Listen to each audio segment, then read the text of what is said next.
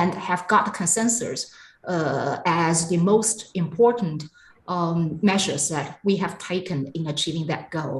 One is the institutional reform, and another is investment in agricultural technology and the supporting measures from taxation to the overall support. So here we can take a glimpse at the increase of the output from less or a little bit more than 200 million to more than 600 million in the recent years. So it's a remarkable increase. And the three types of measures claim most of the credit. Okay, so let me elaborate it one by one in a more elaborated, detailed format. The institutional reform has been widely accepted and acknowledged as the most important reform, which took place in 1978 when China adopted its open door policy. So the policy actually began in the rural areas when the household responsibility system was adopted in China. Before 1978, we can see China's agricultural outputs in terms of capita was very, very low, comparing what it was in 2018, the recent number. It's pretty low.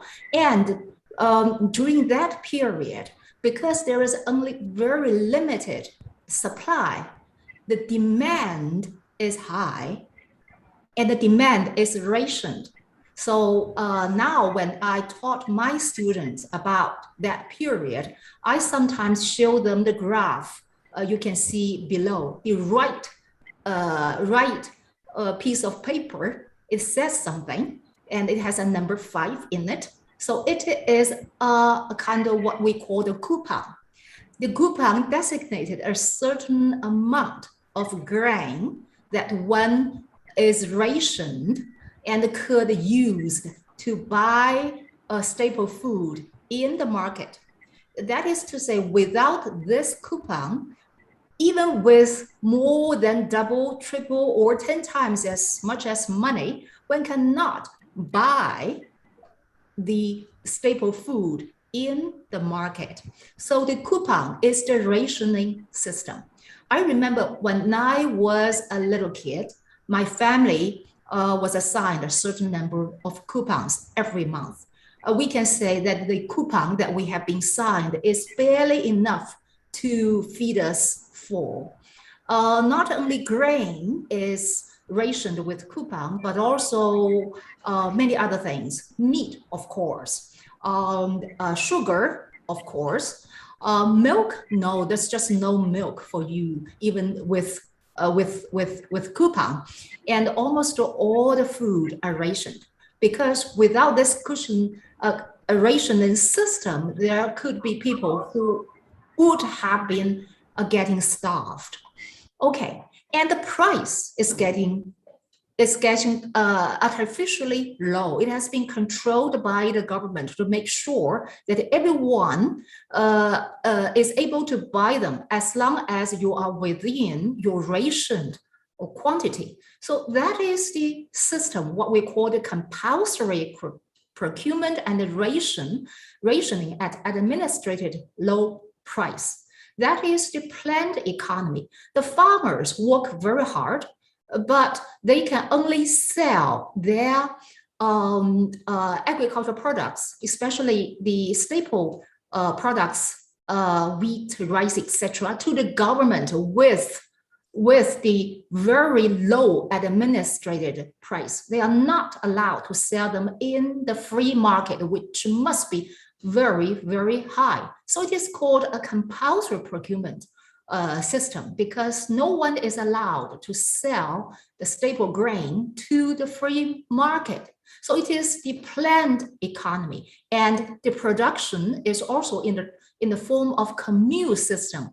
That is to say, every people belong to the commune, and everyone work on the common ground which belongs to the commune and rewarded commonly with the commune's calculation. So it is a egalitarian distribution system, and that implies, which is very easy to imagine, no incentive for the farmers to work very hard.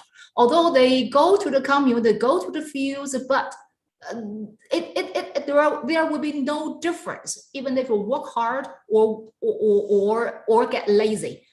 So the output was low. Of course, the rewards were low, and the compulsory procurement and the low prices make the profits of agriculture very low. And that has a reason behind it, many reasons, I should say. And one of those is because China at that time pays great attention to the accumulation of capital to support industrialization. So it is important to keep the living expenses for the rural workers low, and the food is the major expenses for the rural workers. So it's important to keep the price of the staple food low. And that is what we call to transfer the profit from agriculture sector to that of the industry to support industrialization in the very beginning period. Okay, and then after 1978, here comes the system of what I have also, already mentioned, the household responsibility system. And here, we can see in the right lower end a piece of paper which appears very, very old. I should say this is antique almost, and this is quite a remarkable piece of paper, because there were 18 villagers who took the risk of their life and being sentenced to death to put their hands print on the paper.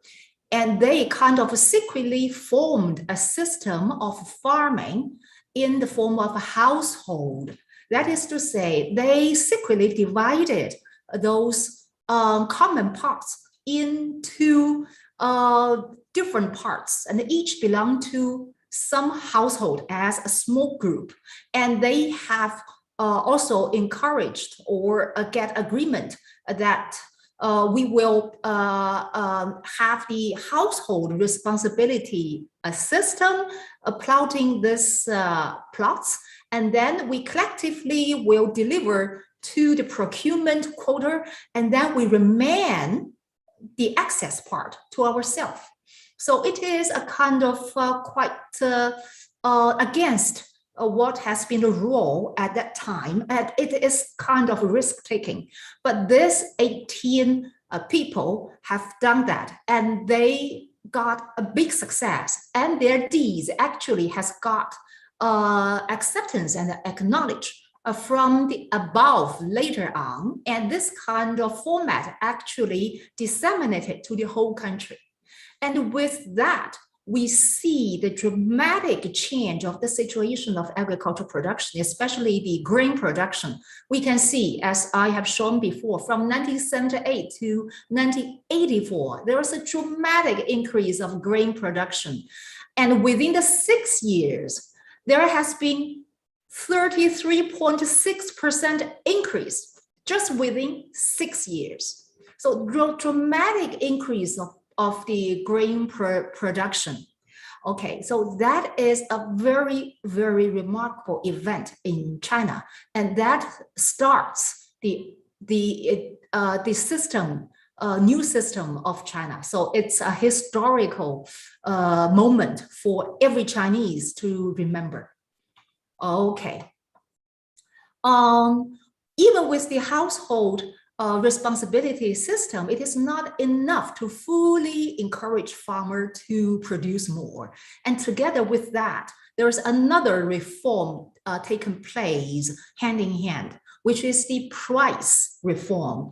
As I have mentioned, in the past, the price was kept artificially low and given very little incentive to the farmers. And with the household responsibility system, and the output has greatly increased, and the government set a certain quota to procure as a compulsory system farmers' output, but leave certain percentage of farmers' output to themselves.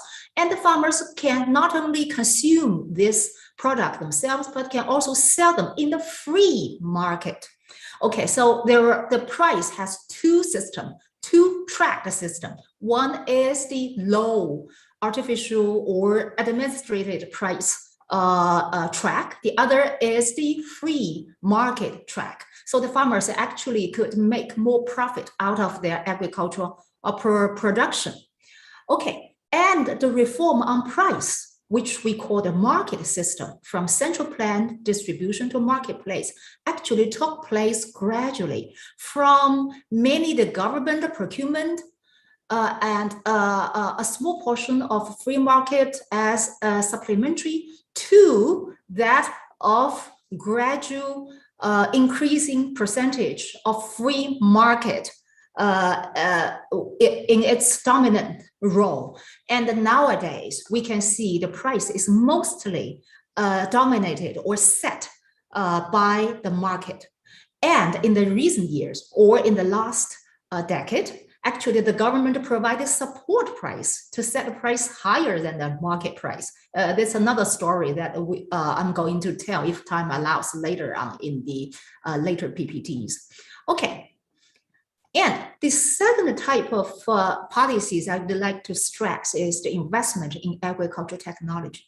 Because although the institutional reform could release the enthusiasm of the farmers to engage in agricultural production, the technology has always been, like elsewhere in the world, a major important role in increased yield. And during that time, we can see the infrastructure and improvements in imports and R&D, etc., has been taking place. And the government has spent a great deal on the development of biotechnology in agriculture area, as well as the extension of the output of those development of biotechnology. Of course, large investment has been put on the public investment in infrastructure like irrigation, roads, storage facilities, etc. And of course, the widely spread of machinery services to individual farmers in the last 20 years. And here are some, I should say, not complete, but some partial statistics of the investment budget that Chinese government has put in the agriculture R&D. I should say, although there has been quite a large improvement in the expenditure, the Chinese scientists are not at all satisfied with the investment, because in terms of investing in intensity, it is still not high enough. But we should understand that together with institutional reform and other measures, the TFP growth in China has been steady and has been quite remarkable. And during the year from 1970, late 1970 to the most recent years, for most of the years, the average TFP growth in terms of agriculture GDP is around 3%. Which is very encouraging. And the major output, without saying, has been increasing significantly as well. And the third type of policies which plays an important role in supporting food security is from taxation to overall support. China is a country, even from, I should say, 3,000 or 5,000 years before in the feudalism society for thousands of years, it has been in the system of taxation, the land taxation system. So the farmers always have a heavy burden of paying the tax. Of course, in the new era, the tax has been a little bit less than comparing with what was hundreds or thousands years before, with the new China established in 1949. But still, agriculture tax seemed to be something that farmers take for granted. As long as you you have a piece of land, you pay the tax. It seems to be something that one believed to be the norm.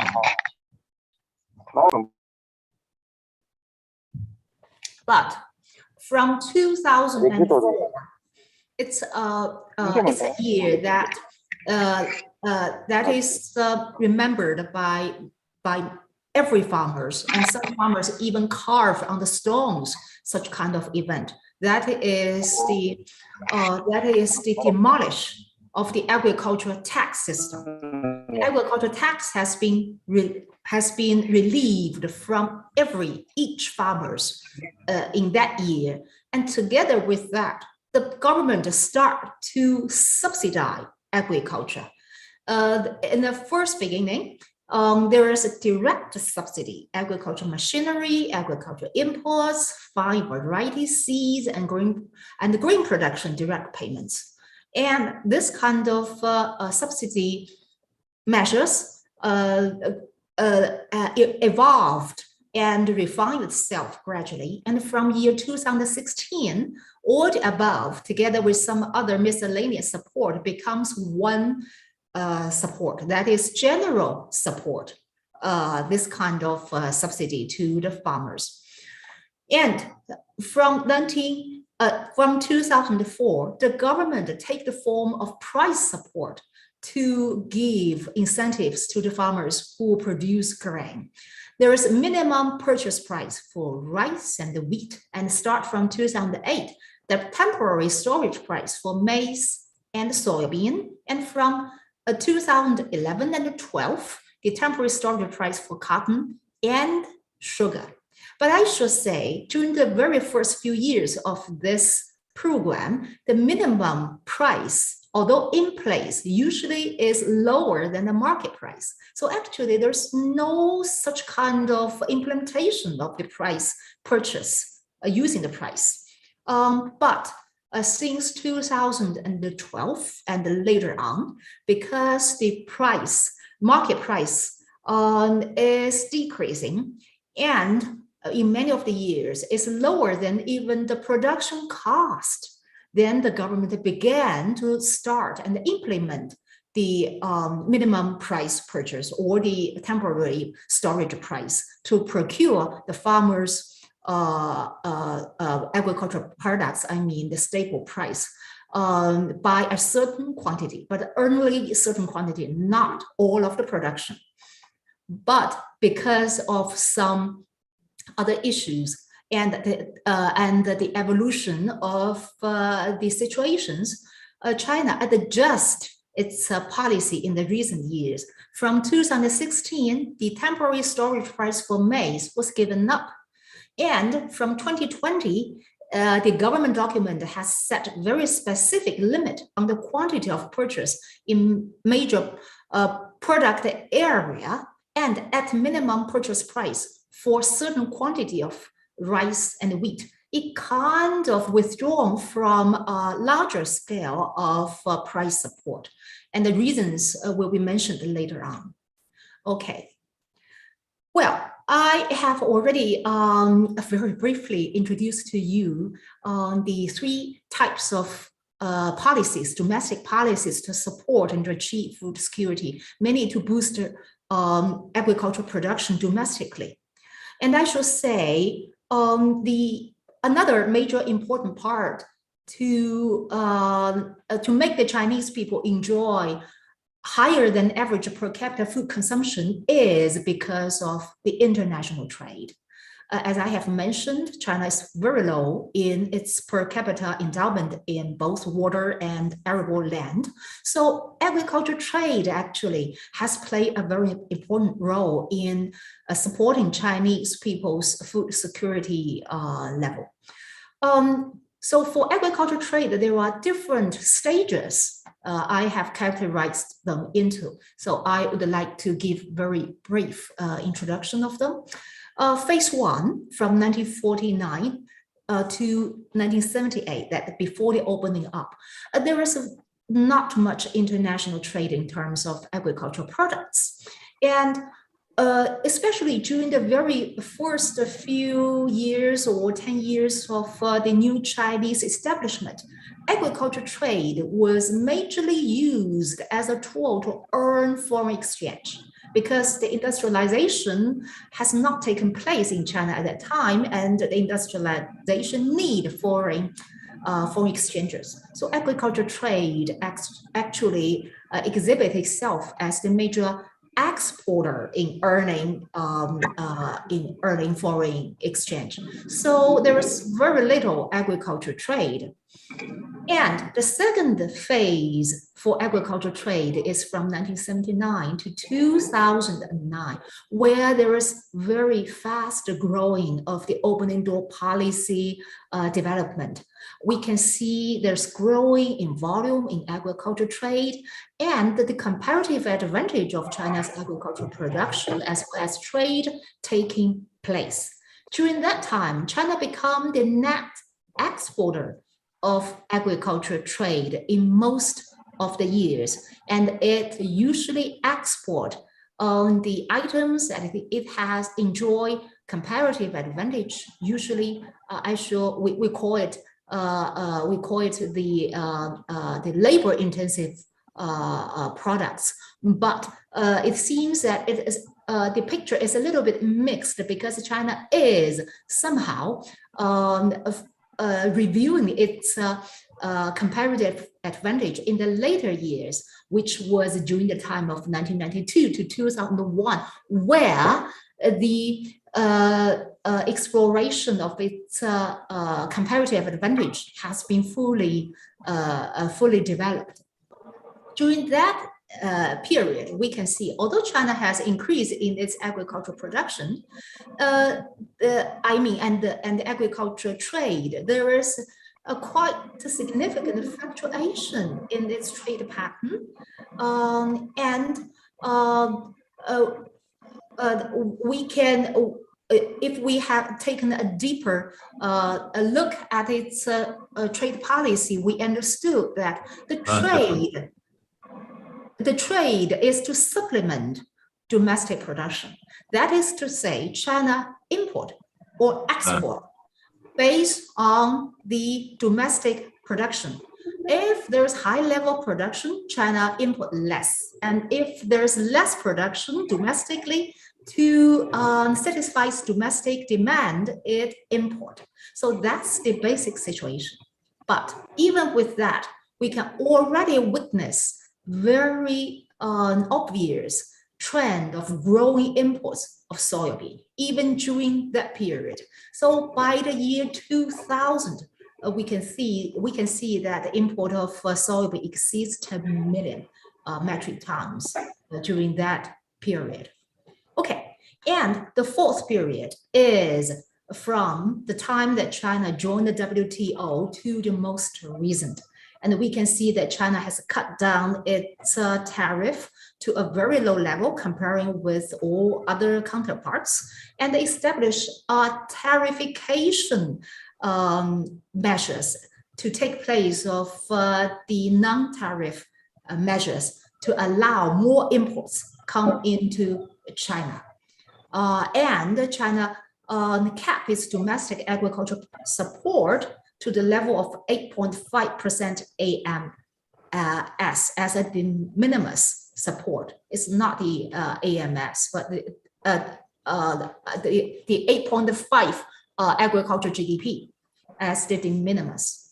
Okay, if we look at the tariffication and reduction, we can see that China has been decreasing its agriculture tariff even before it's joined WTO in 2001, and then continued to reduce it later on, and set the TRQ of major agricultural products. I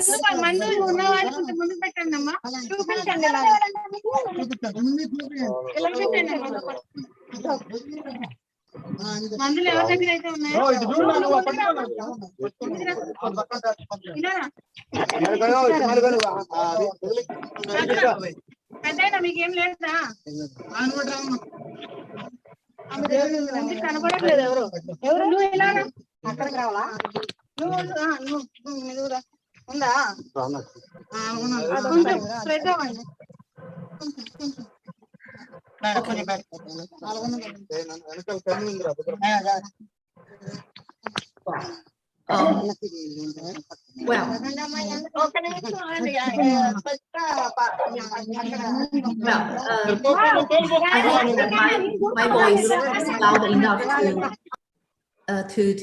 yeah, okay. Well, we can see that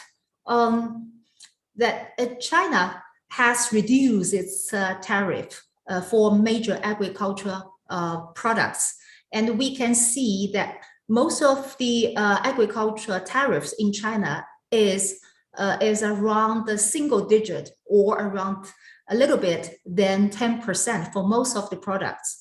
And for the three major staple food, wheat, rice, and maize, the in-quota tariff is only 1%, I should say 1. And the out-of-quota rate is 65%. And the quota combined for wheat, rice, and the maize is 22 million metric tons. That is to say, beyond the 22 million metric tons within quota, all those imported beyond that would be 65%. But within the quota, it's only 1%. So it's still very, very low. And during that period, we can see the increasing of Chinese agriculture trade ever since we joined the WTO. And in terms of the total trade, it has been 7.8 times larger than before. And what we can see is turning point in 2004, China became a net importer of agricultural products. And the deficit or the net import of agricultural products is actually increasing very fast in the recent years. China now is #1 importer in world market and #2 in terms of agriculture trade. Okay, and of course, the comparative advantage in terms of agriculture trade in China is revealing more and more obviously. Import land-intensive products like cereal, oil seeds, especially soybean, vegetable oil, cotton, etc., and export labor-intensive products like vegetable, fruits, aquatic products, etc. Okay, and the share of China's trade in terms of world total is increasing. The share of export increased from some 3.3% in the world to more than 7%. And that of import actually increased by 12 percentage points, reaching almost 15% of that of the world total. So it is emerging as one of the biggest trader in agriculture trade. Exclude EU because there's a lot of within EU contractions. China become the #1 importers in the world. And for many of the major items like soybean, cotton, meat, China's share in the world market in terms of import is increasing dramatically. And for some products, it is overwhelmingly the largest player in agriculture trade. Of course, we increased in terms of export as well, but we can see there is relatively limited increase of its role in agricultural exports, even in the items which China enjoys comparative advantage. Okay. Well, so we can see that China actually used international trade to supplement its agricultural production to achieve food security. One number that has been calculated by the scholars, by my colleagues, is that if we convert food that imported from outside world to achieve food security in China, including major staples, soybeans, and the meat, and etc., milk, etc. If we convert it into the fee cereal equivalent and land equivalent, it comprised some 30 to 40% of its sown area. That is to say, we need an additional 30 to 40% of the arable land to achieve such level of food security. So international trade has played such an important role. Okay, I would like to move to challenges and the future perspectives. Well, it is mostly in Chinese, you will claim. Well, the meaning is very clear because it's taken by the official government document. So I did not translate it into English because the meaning is very clear. That is to say, Chinese should at any time achieve food security with its own production. And the food security will always be and forever be the most important issue in China.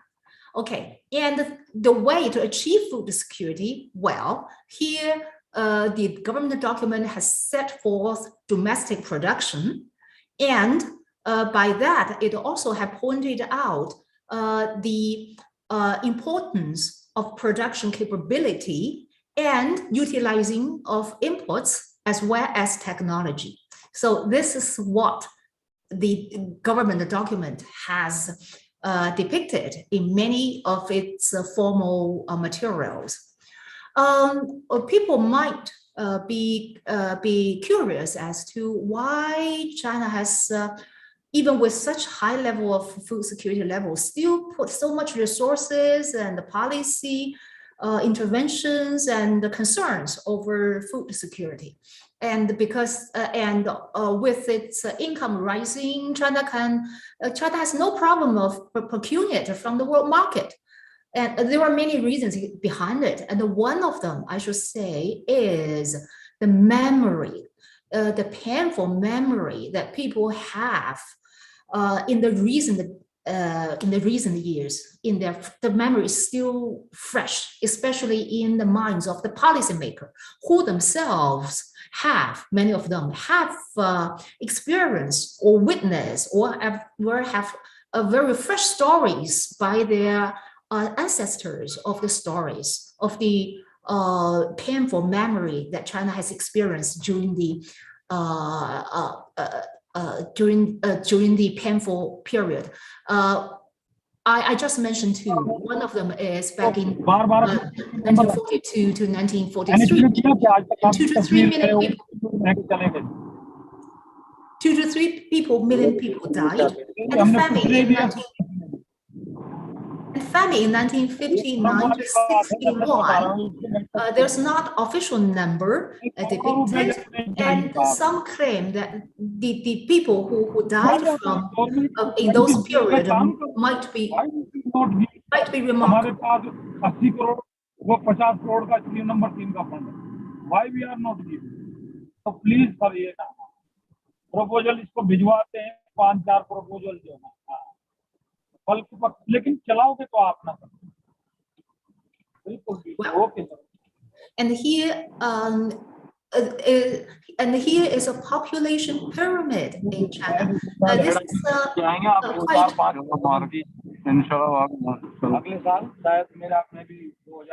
This is a quite interesting pyramid, and usually the pyramid should be a kind of very regular one, but here we can see several gaps in it, and the gaps. Basically APEDA में नहीं हमारे division है APEDA में 2-3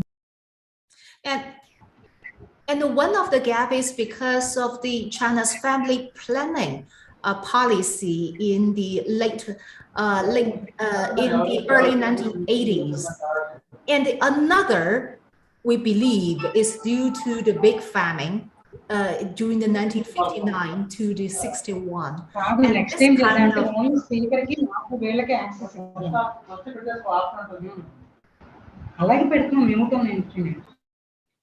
and this gap actually occurred because of the abrupt interruption of the population birth rate. One because of the family planning system took place in the early 1980s, and the other we believe is because of the famine took place in the early 1960s.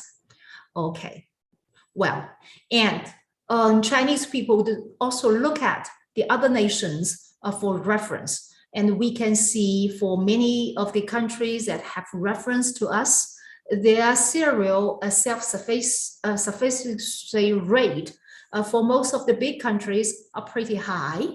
And for countries who are high in their economic development, but small in population or low in their resources, Chinese people also look at their experience. But if there are some not debate, but there are different thoughts that the scholars would have.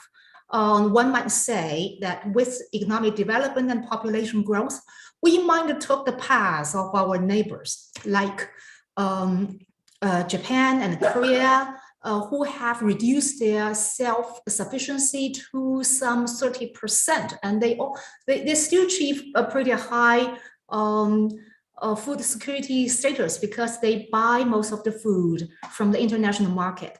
But many of the Chinese scholars would have a very straightforward, although quite a rough calculation as to say, if China is to rely the world market for most of their food security supply, say at the level of that of Japan or Korea, and then China would buy the total world market supply of grain, given the current scale of international trade at the world market. Of course, there will be a higher level of world supply in the world market if China increases demand, but the rough calculation taken the current world market size as an example is still a good way to see the impact that China might have if it relies most of its food security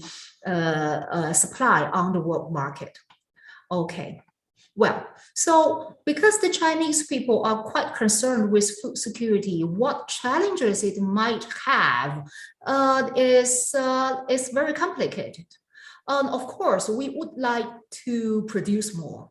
And of course, we would like to achieve certain, or what we say, 95% of self-sufficiency. But the problem in the recent years is somewhat untraditional, or a new phenomenon has appeared. That is to say, there is excessive imports in China.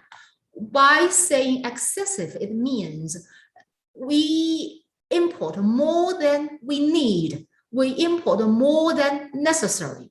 This is the new phenomenon that China has never encountered before. The phenomenon is triple high phenomenon. The production is high. The import is also high. One would draw from the two phenomenon high as the consumption level is high, but no, the consumption remains stable. So why there is a hand-in-hand growing of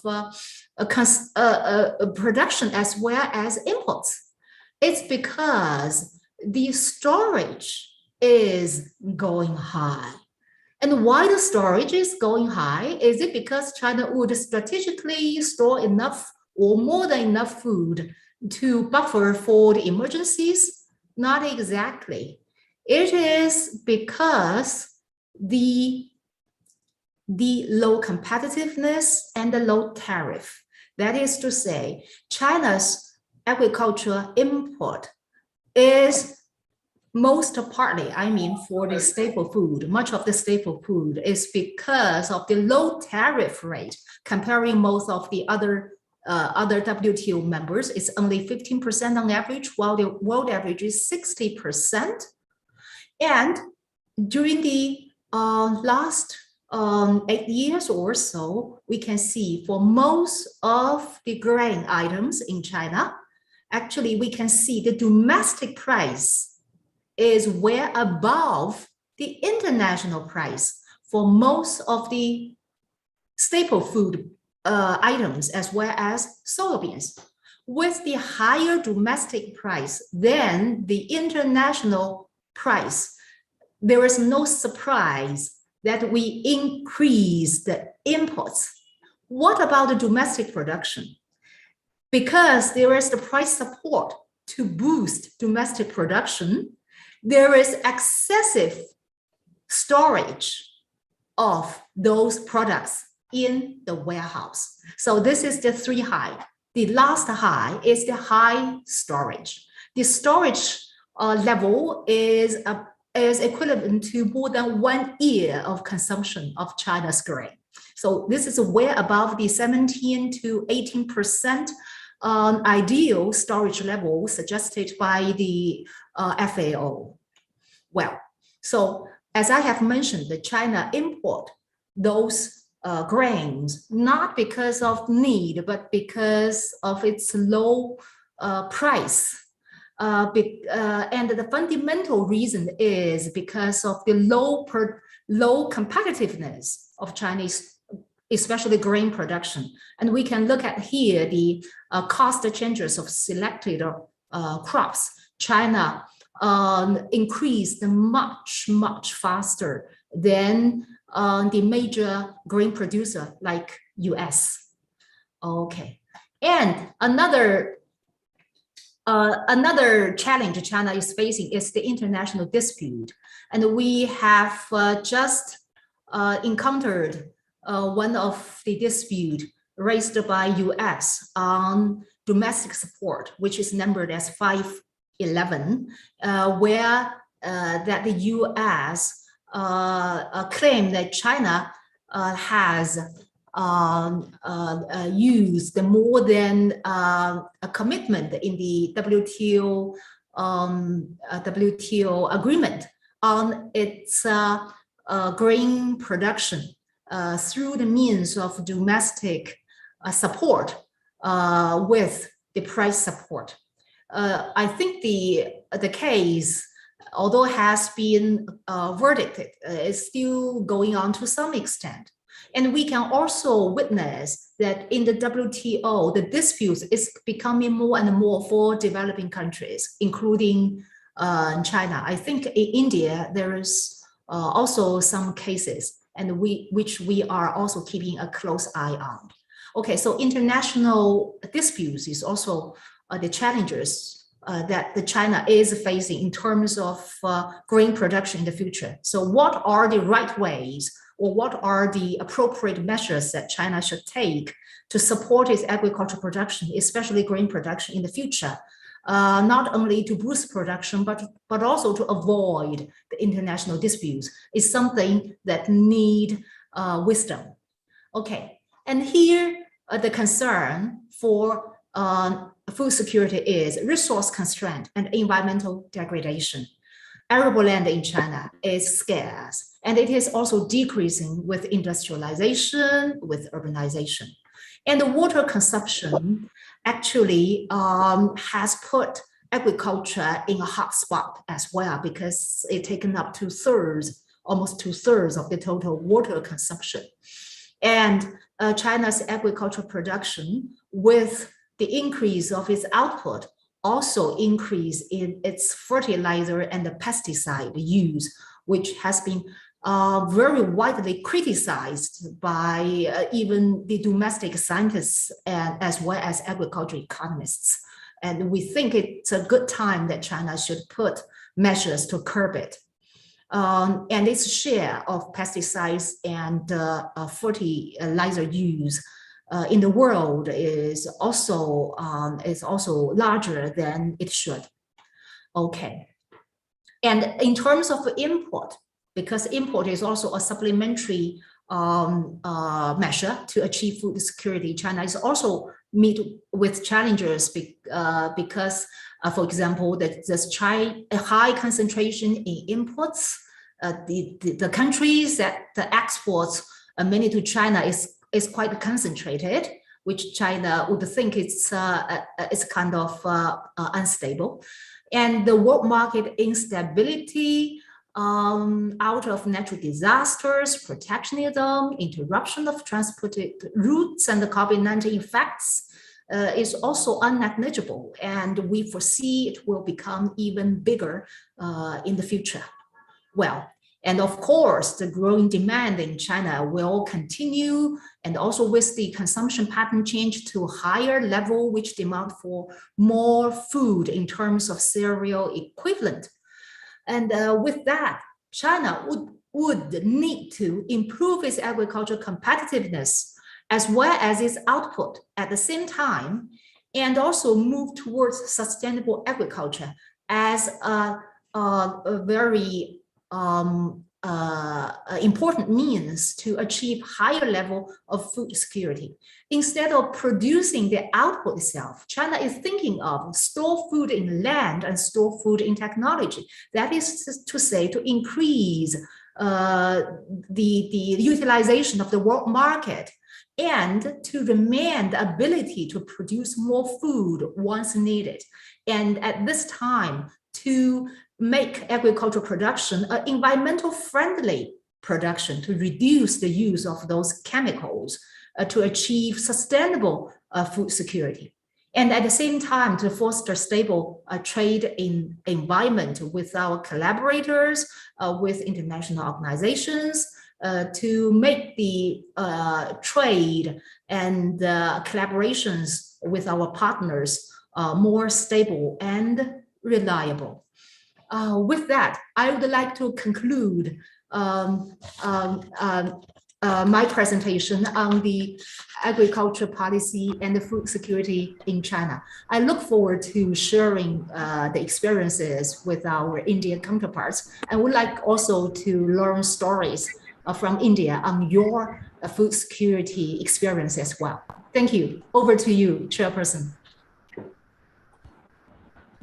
Ma'am, very thank you for your elaborate and insightful presentation. I now open the forum for question and answer session. Ma'am, we will take another 15 minutes. I know you are very busy today, but another 15 minutes more, please. Good morning, madam. Jing. Hello. Hello. Madam, can you throw light on what is the situation of agriculture education in your country? Would you please repeat your question a little bit slower? Thank you. Madam, can you elaborate what is the situation of agricultural education, means agriculture graduates? Okay, you mean the public educations, right? Agriculture education. Agriculture education. Yeah, that's a very good question. And it's to the point of the theme of our meeting, the role of agriculture universities. I appreciate very much your question. And I should say, agriculture university has always been important universities in China ever since the establishment of the new country. And agriculture universities have played very important role in fostering the talents in agriculture research as well as agricultural economics, which are the discipline I am in. And every year, the government put a special emphasis on agriculture education.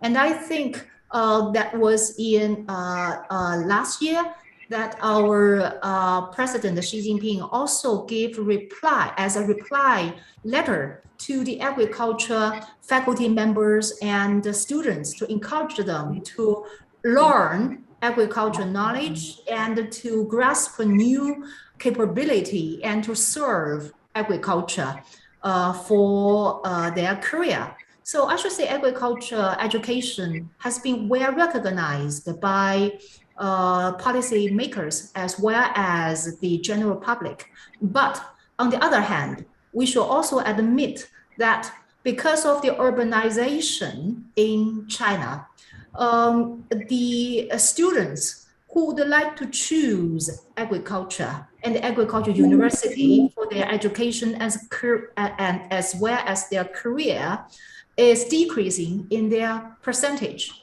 So agriculture universities and agriculture educations is facing new challenges in terms of the talent it could draw. And at the same time, many of the agriculture universities not only set disciplines in agriculture-related major, but also set majors that are going beyond agriculture sphere. It goes to every aspect.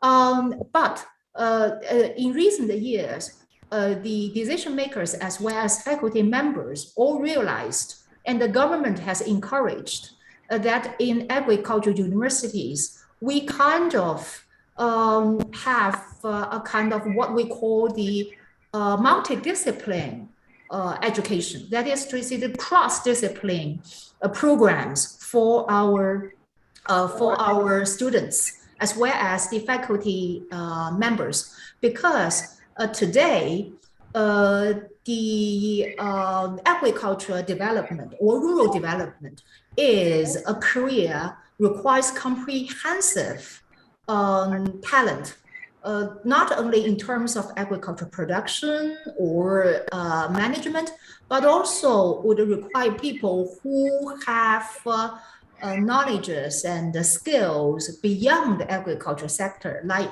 environmental protection, food processing, or rural tourism, or marketing, or even psychology, or planning, or architecture, whatsoever, or big data. So it is encouraged that agricultural universities would introduce such kind of programs to give the students much better and enriched knowledge to face the future challenges. So this is a kind of brief response to your points.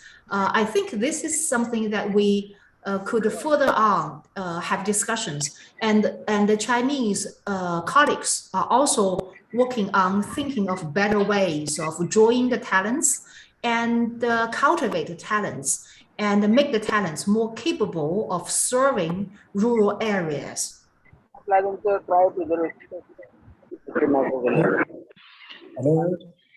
196. Ma'am, thank you very much for the elaborate answer. We have another question on the status of public-private partnerships in agriculture.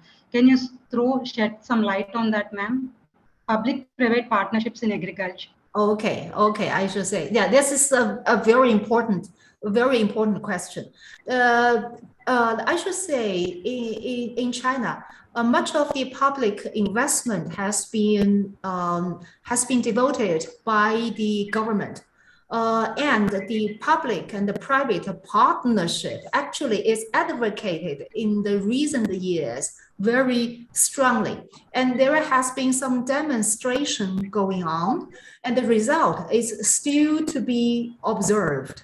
And I should say, especially in the provinces which are in the advanced stage of agricultural production and rural development, the public and the private partnership is having its experimental far beyond other provinces. For example, in the provinces where I am in, the Jiangsu province, which is in the mid-eastern part of China, which is one of the richest part in China and very rich rural areas, the provincial government has set up some kind of public fund, but to work with the private investment together to invest in agriculture sectors. And the investors will find the agriculture sectors that could make profit but have higher risk or have lower returns, but encouraged by the government as their investment priority. And the government will guide them into the right area and give them a kind of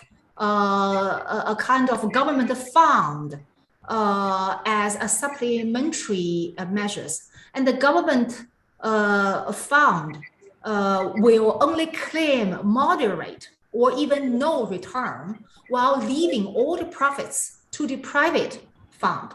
So different kind of demonstration methods are exploring, and we are looking forward to the successful ones. I'm sure probably after a certain time, I will have new stories to share with you in that respect. Okay, ma'am, thank you for your detailed answer. As there are no further questions, I am really thankful that today you can join us and give us insights and overview of the Chinese agricultural and food security policies. I am sure that India has few takeaways from Chinese agricultural policies. I could notice from your presentation that both India and China are competing for rice exports, and definitely all the important key points such as grain coupon, planned economy, and minimum support policies of China are need to be deeply studied by Asian countries, South Asian countries such as India. Ma'am, we are very humbled by your presence and especially for enlightening us about what is happening in China, especially from the last decade. Ma'am, thank you so much once again. Yeah, thank you. It's my pleasure. Thank you. I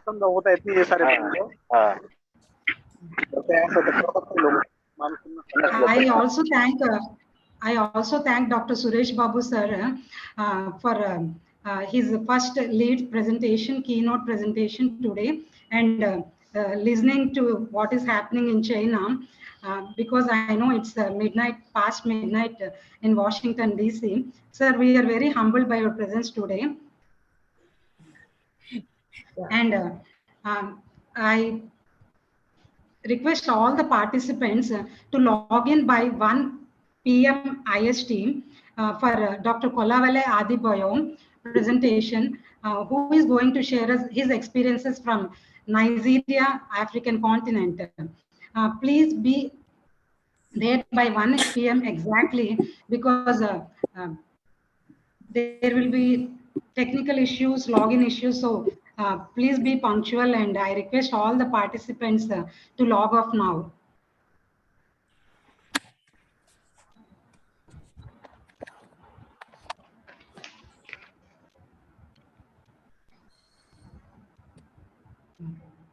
NJ, no?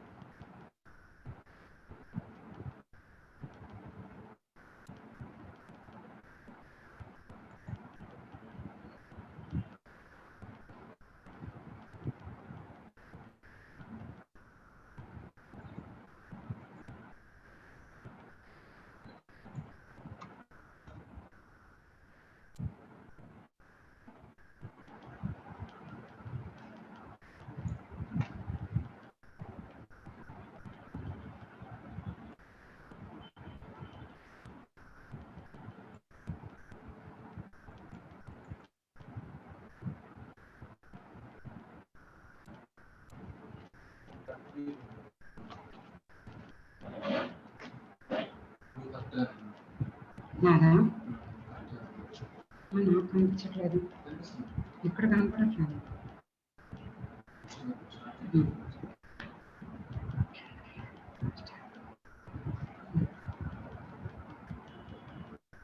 I welcome our distinguished guest speaker, other dignitaries and participants for this afternoon session.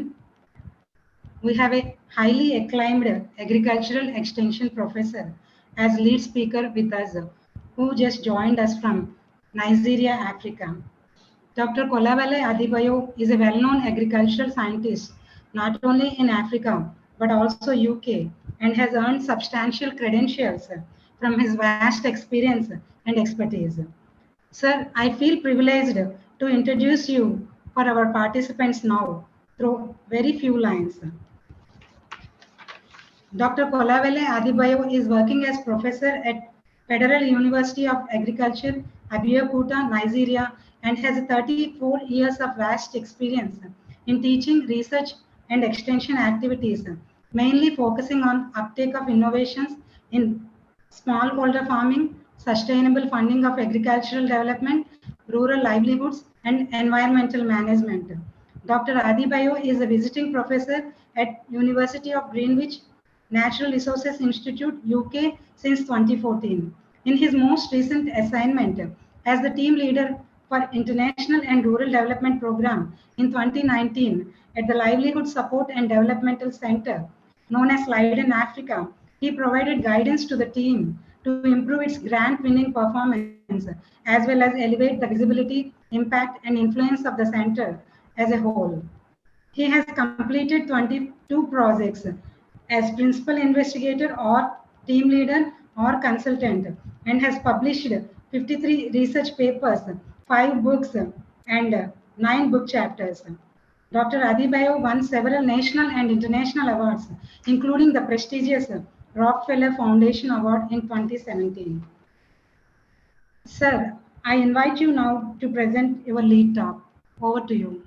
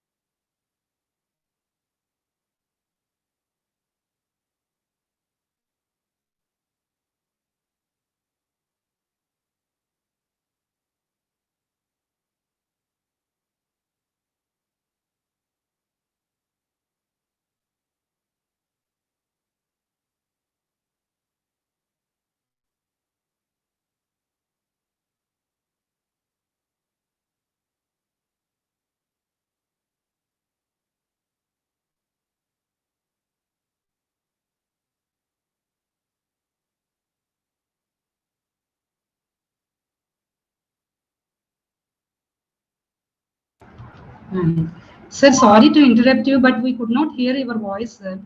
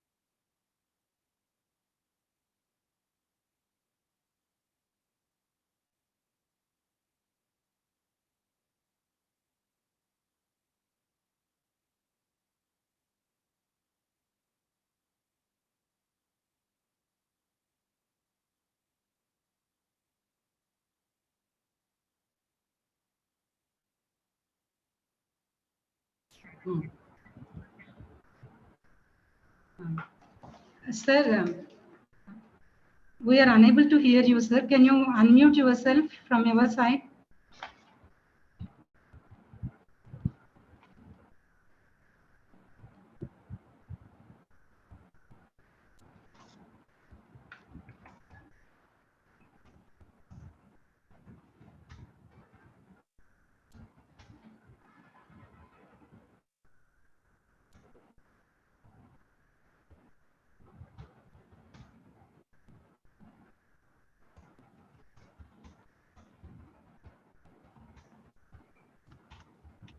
Can you hear me now?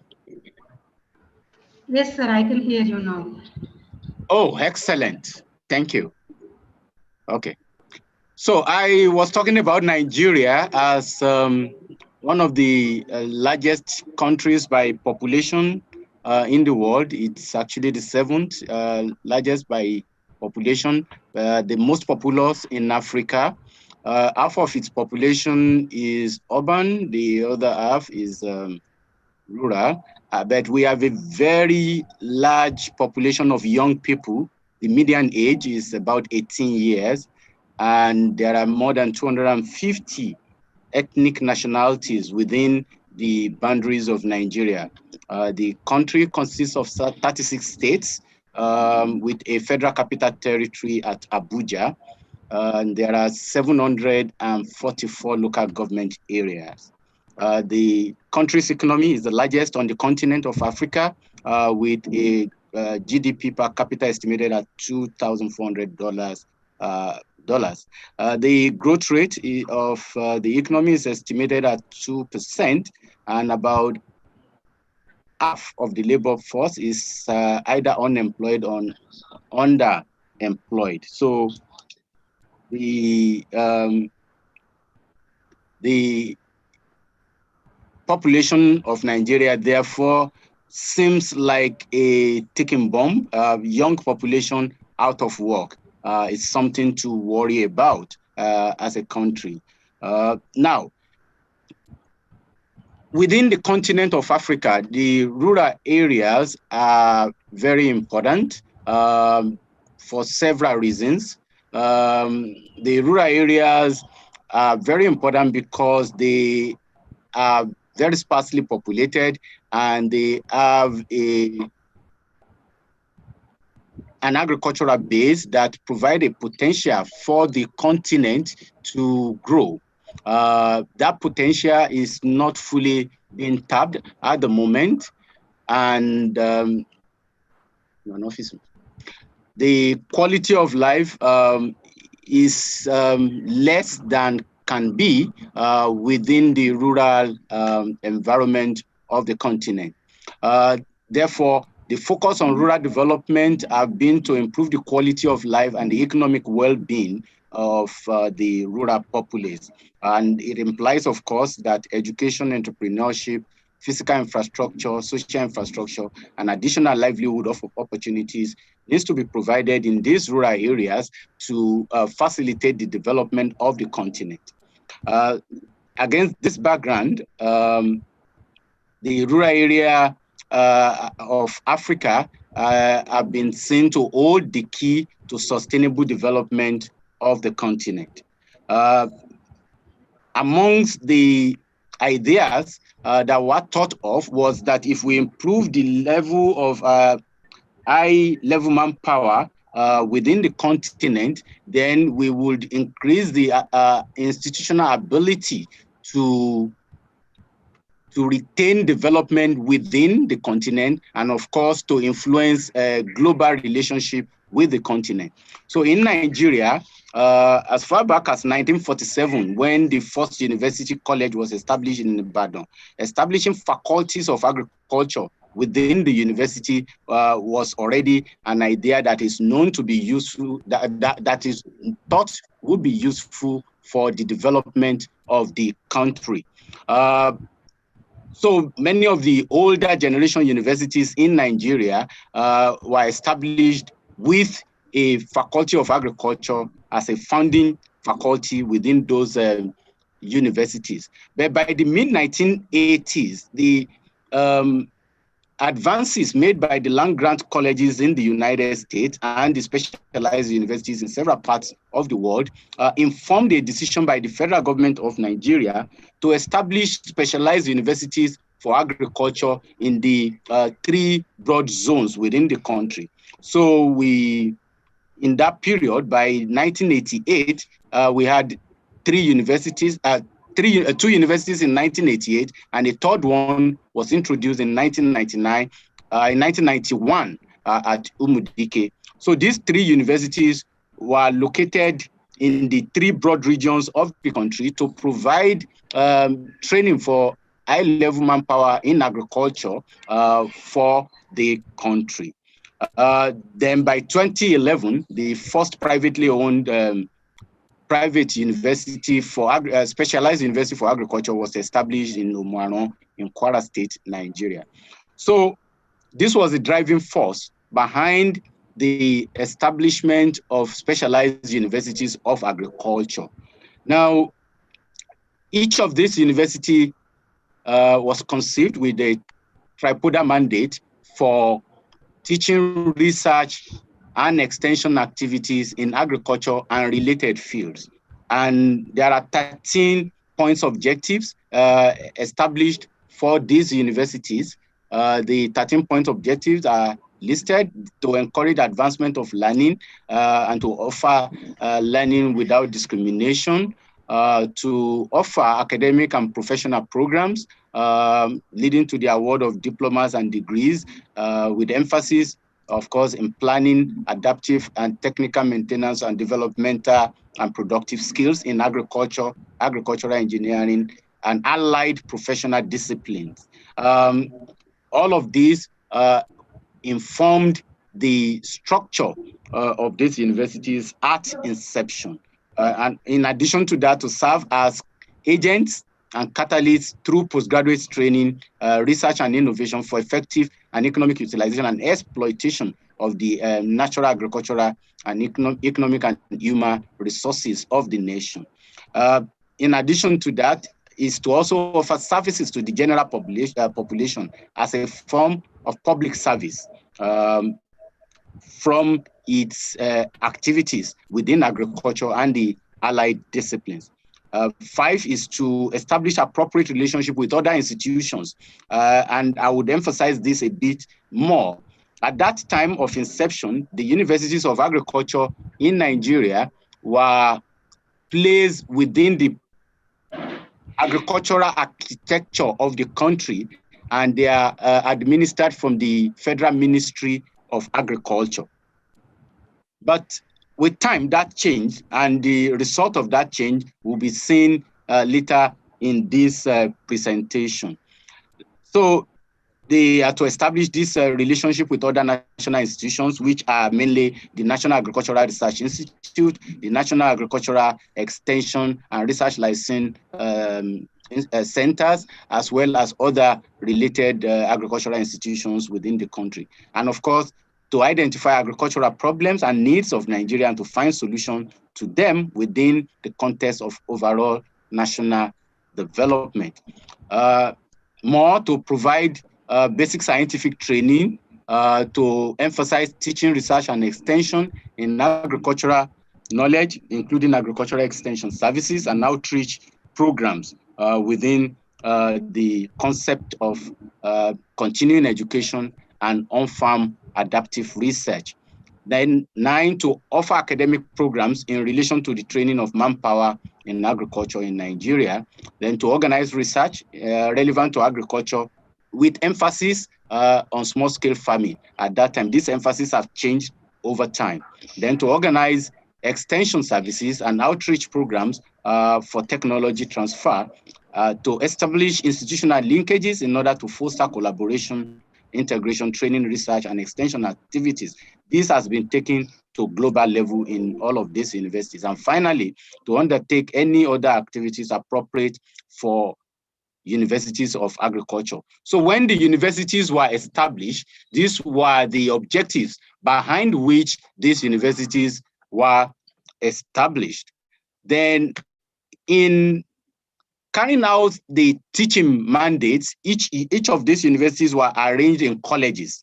So for instance, the University of Agriculture, Abeokuta, where I work, is organized into 10 colleges, taking care of the agricultural colleges were split. There are 3 of them, the College of Agricultural Management and Rural Development, the College of Plant Science and Livestock Production, Plant Science and Crop Production, the College of Animal Science and Crop Production. So we have those 3 colleges taking care of the core agricultural activities of the universities. Then we have allied activities in the colleges of natural sciences, which again was split into the College of Biological Sciences and as well as the College of Physical Sciences.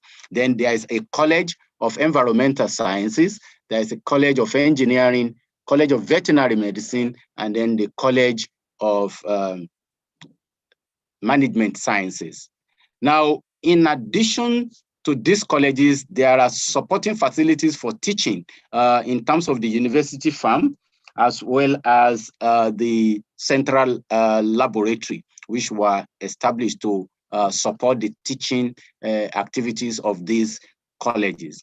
Now, recent arguments on the need to include colleges of social sciences, law, and medicine have been going on within the country, and these have been quite a distraction in some sense, going back and forth in terms of the relevance of economics, accounting, law, and medicine as allied courses to agriculture. On the one hand, some people thought the specialized nature of these universities should be respected and be the focus of their training and teaching, research, and community services. Whereas others are saying that without the opportunity of these trainees, the students within these universities, to interact with students in all of these other fields, then their training is incomplete. That debate is still ongoing. At the moment, it is not permissible for these specialized universities of agriculture to offer training at any level for colleges in law, medicine, and the social sciences. Broadly speaking, when offered to study within specialized universities of agriculture or study in faculties of agriculture in conventional universities, it appears that most students who desire to study agriculture prefer to study agriculture in the specialized universities of agriculture. But the teaching and assessment methods used in the faculties of agriculture is also similar to the teaching and assessment methods used within the universities of agriculture, hence the classroom training, the laboratory training, on-farm training, and industrial attachment with existing farms still form the core of the training activities in these specialized universities of agriculture. Now, in the research mandate, they form the apex, the universities of agriculture form the apex of the agricultural research system in Nigeria. So we have within Nigeria an agricultural research council of Nigeria, where all the agricultural research institutes are resident. Within this agricultural research council, there is a continuous interaction with the universities of agriculture to provide high-level manpower, as well as to support the research activities in the research institutes, then develop their own innate research capacity within each of these specialized universities of agriculture. The development of the research capacity of the nation and of this institute is also anchored on postgraduate training. So much of the postgraduate training is actually research-based postgraduate work. Then the universities of agriculture also serve as centers of excellence for agricultural research, environmental research, as well as allied research in sustainable development of agriculture and related fields. Then the universities of agriculture are at the forefront of development of new agricultural technologies within the space of Nigeria. Then the research output in recent times in these universities have also been affected by national policies within the country. One of these is what is called the Treasury Single Account, where all the financial resources of these universities are now managed by the Central Bank of Nigeria. What this has done is it limits the ability of these universities to receive and manage third-party funds, particularly foreign denominated grants, which require them to become active players either within the region or within the global space. Now, in terms of the extension mandate, this is divided into two broad groups. The first is to train senior level extension personnel within the universities of agriculture. The second is to provide extension services in 3 dimensions. So you find within the 4 universities of agriculture, some universities adopted the model villages approach. And in this, they adopt a number of villages where new technologies and innovations are tried out in terms of extension research and farmer field school experiment before they are then promoted within the agricultural extension services of the nation. The second is the adoption of university extension outreach approach. In this case, some of the universities, in fact, all of the universities have a media resource unit where media resources are provided for onward use by extension officers within the National Agricultural Extension system. And of course, the third one is serving as regional coordinating center for agricultural extension services within the country. So extension mandate in the universities of agriculture in Nigeria is operated in a mix of these approaches within the pluralistic extension approaches that is implemented within Nigeria. Now, in terms of performance, more recently, after about 10 years of operation, the universities of agriculture were demerged from the Ministry of Agriculture and taken to the Ministry of Education. And they came under the purview of the National Universities Commission. Within this period, the distinguishing features between the specialized universities of agriculture and the conventional universities within Nigeria began to disappear. So many of the universities of agriculture for the subsequent decade operated almost like conventional universities. I think in the last 6 years, the era of this was recognized, and the universities of agriculture are now reinstated within the Ministry of Agriculture. But the culture of behaving like and operating like conventional universities is yet to disappear within that system. So there is now an observable departure from the land-grant concept that informed the establishment of this university. So you now find universities of agriculture competing in training, in research with conventional universities in conventional lines, rather than the focus on the land-grant concept that was the basis of their establishment. Gradually, because of the drive for greater internally generated revenue, the relationship between the universities of agriculture and local farmers and local communities is no longer being seen to be at the forefront of their operation. This is a major performance gap that is happening more recently within the operation of the universities of agriculture in Nigeria. Now, what strategic roles could universities of agriculture play in food security and national development? They need to engage more with the farm and industry. The farms and industry, agro-industry, need to see the universities as the hub of new knowledge and innovation that could influence their businesses and improve their performance as a sector. The training of students need to also be restructured to focus on commercially viable food system. You will note that in the objectives setting up the universities of agriculture in Nigeria, the focus on small-scale agriculture was placed as one of the key objectives, one of the 13 objectives for which the universities were established.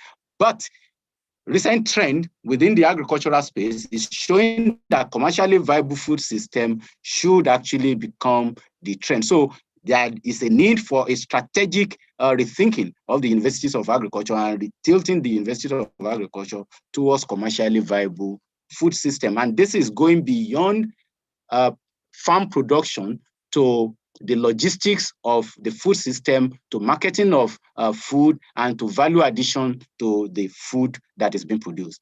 Then the universities of agriculture need to innovate in their student engagement mechanism so that the practice of agriculture become the core of their training from entry. What we have at the moment is a situation where universities are being, where universities of agriculture students are being trained as if they were going to conventional universities. Then post-graduation incentive needs to be provided for students who opted to study agriculture, for them to become more active participants in the food system. To expect a newly graduated agricultural student to set up a farm or run any agribusiness without some additional incentive, I think is a tall order, and that is why the rate of unemployment is really high within our young population within Nigeria. So a post-graduation incentive needs to become part of the package of students who offer to come to these universities of agriculture. Then there is a need for retraining and reorientation of staff. I think the largest proportion of the staff working within the universities of agriculture in Nigeria at the moment were derived from conventional universities, and they are using this conventional university training to influence the way they manage and operate within the universities of agriculture. And finally, there needs to be greater autonomy in the management of these universities for them to be able to innovate and adapt to the development within the sector. At this moment, distinguished ladies and gentlemen, I thank you for your attention, and I would wait for your questions, comments, and clarification. Thank you very much.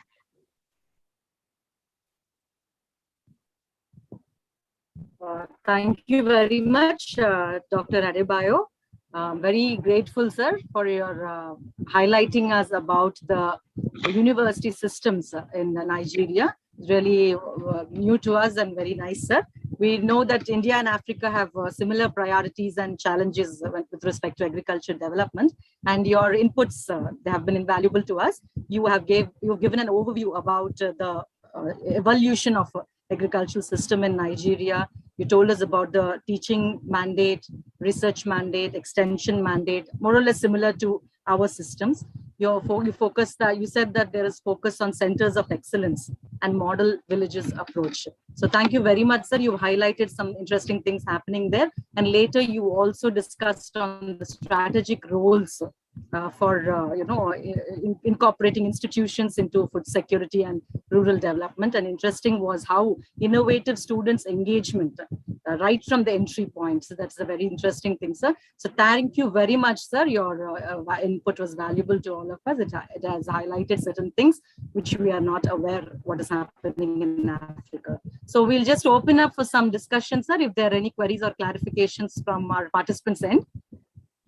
So anybody wants to interact with Dr. Adebayo, you can just unmute and talk to him.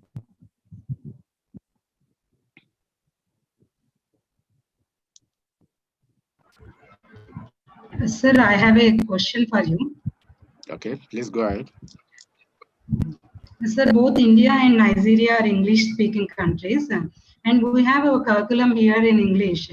Our agricultural universities operate officially in English language. So I would like to know what is happening in Africa in this regard.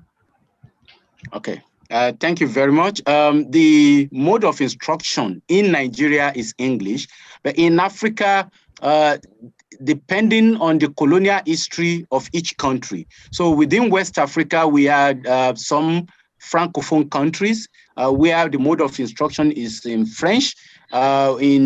In Anglophone countries like Nigeria, the mode of instruction is in English. But we also have in Central and part of Southern Africa, countries whose mode of instruction is in Portuguese or Spanish, Portuguese mainly. So depending on the colonial history of the country, so Nigeria has this in common with India. Colonial history is English, and the mode of formal instruction is in English. Okay, thank you, sir. I have one more small query, sir. You said you are involving students in commercial viable food systems right from the entry point. How is that happening, sir, in your country? Okay, this is a mild departure from the objectives of focusing on smallholder farmers. So what we do at the moment is to introduce our students to existing commercial farms or commercial food operators from the 7th year, from 200 level in the university. So they spend part of their long vacation with these enterprises to have a practical feel of commercial operations on the farms. Okay, sir. Thank you, sir. Sir, I have one more question, sir. Go ahead. Hello. Go ahead. Sir, you have mentioned in one of your slides that Africa is having one private agricultural university. So is it affiliated to any government institute or university, or is it completely autonomous? And I would like to know more about it, sir. Let me see if I get your question clearly in terms of the number of agricultural universities and whether they are affiliated to any government institutions.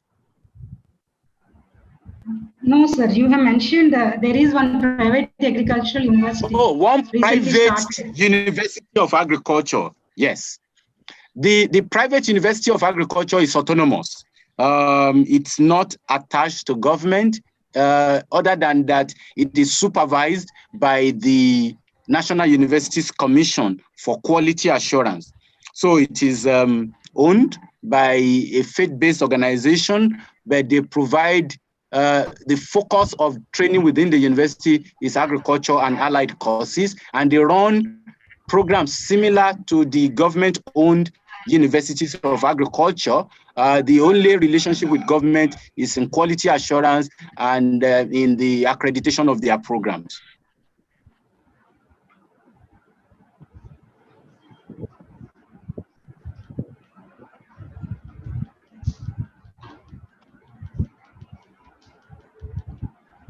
Are you with me? Yeah, yes, sir. Yes, sir. We're just waiting for participants. Participants can unmute and interact if they want to. Yes, I raise my hand. Hello? Okay, please go ahead, sir.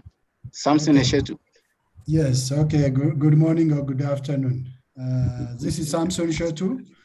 I work for African Forum for Agricultural Advisory Services, in short, AFAS. The office is in Kampala, Uganda, which is a network of agriculture extension and advisory services. But I'm currently based in Addis Ababa. I'm joining from Ethiopia. Thank you for the good presentation from the university in Nigeria. And I heard that the university is doing a lot of activities, especially around the 3 pillars, which are the teaching, research, and outreach programs. So my interest is focusing on the outreach or the extension component. So my question is, how the university is working with existing different platforms as part of the outreach program. Like in Nigeria, we have Nigerian Forum for Agriculture Advisory Services in IFAS, and also you have the Extension Society. Association of Nigeria. Please go ahead, sir. Something? Okay, I get your point, Samson. The universities of agriculture, as I said, operate model villages, operate as resource extension resource centers, and as well they operate as coordination centers for regional agricultural extension services. Now, I will take the example of the Federal University of Agriculture of Abeokuta, where I work. We have a dedicated center called the Agricultural Media Resources and Extension Center. That center is responsible for all our outreach activities in the model villages, as well as coordination of extension activities with the agricultural development programs. In Nigeria, each state has an agricultural development program that is responsible for agricultural extension services in that state. So all the agricultural extension services within the southwest of Nigeria, for instance, relate with the University of Agriculture, Abeokuta Agricultural Media Resources and Extension Center in the coordination of extension activity regionally. Now, we also have, in addition to that, a Department of Agricultural Extension and Rural Development. This department's primary responsibility is teaching, but that department also has the responsibility to relate with agricultural extension organizations beyond the university. So NIFRAS, ISIN, Agricultural Extension Society of Nigeria, Rural Sociological Association of Nigeria, these 3 organizations work with the Department of Agricultural Extension in sharing and networking that is relevant to agricultural extension services within the Nigeria. So within the university, there are 2 lines of engagement. One is the Agricultural Media Resources and Extension Center, which is doing outreach activity. And then the second is the Department of Agricultural Extension and Rural Development, which is focusing on teaching and research as well as networking.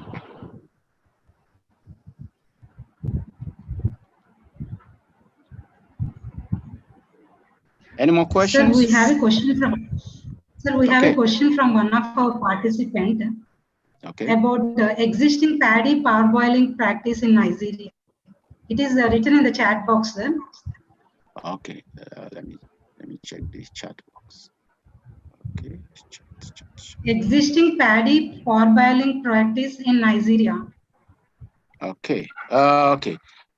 Paddy parboiling practice. Yes. For rice paddy, the current practice in Nigeria is the force bottom parboiling technology, where there is a container, basically a cylinder with a sieve at the bottom that will separate the paddy from the water below. So when it is applied, it is the steam from the water that parboils the paddy before it then dried to obtain table rice. So the first bottom technology is used for parboiling rice in Nigeria.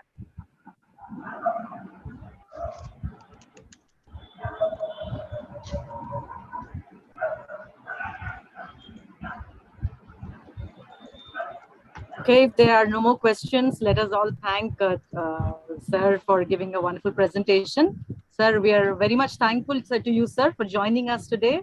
You have enlightened us on so many things, what is happening in agricultural universities in Nigeria.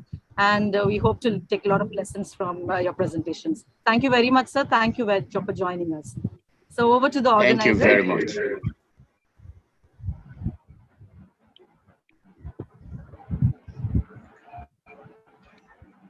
Our next presentation is by Honorable Vice Chancellor, Maharana Pratap University of Agriculture and Technology, Shri Narendra Singh Rathod sir will shortly join us.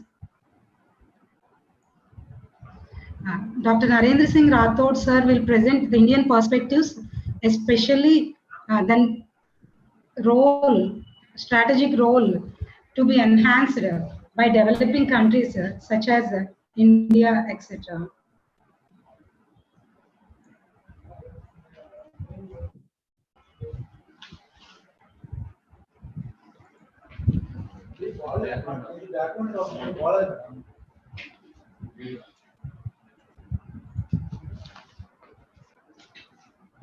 Background వస్తుంది మీరు ఇది window నుంచి వస్తే మాట్లాడుతున్నారు ఇంట్లో ఎవరు చేస్తున్నారు list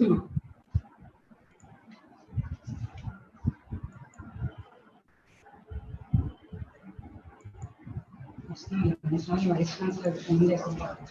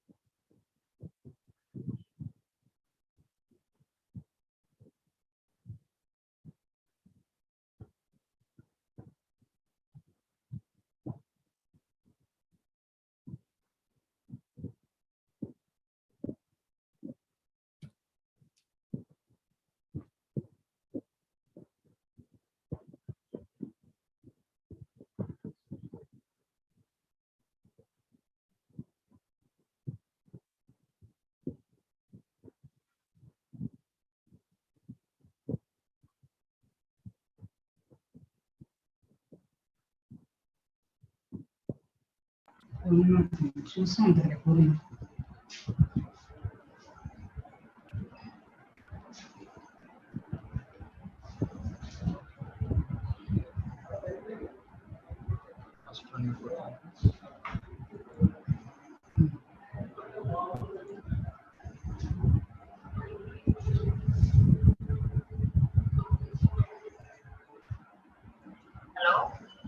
puri Rathod sir join అయ్యారు.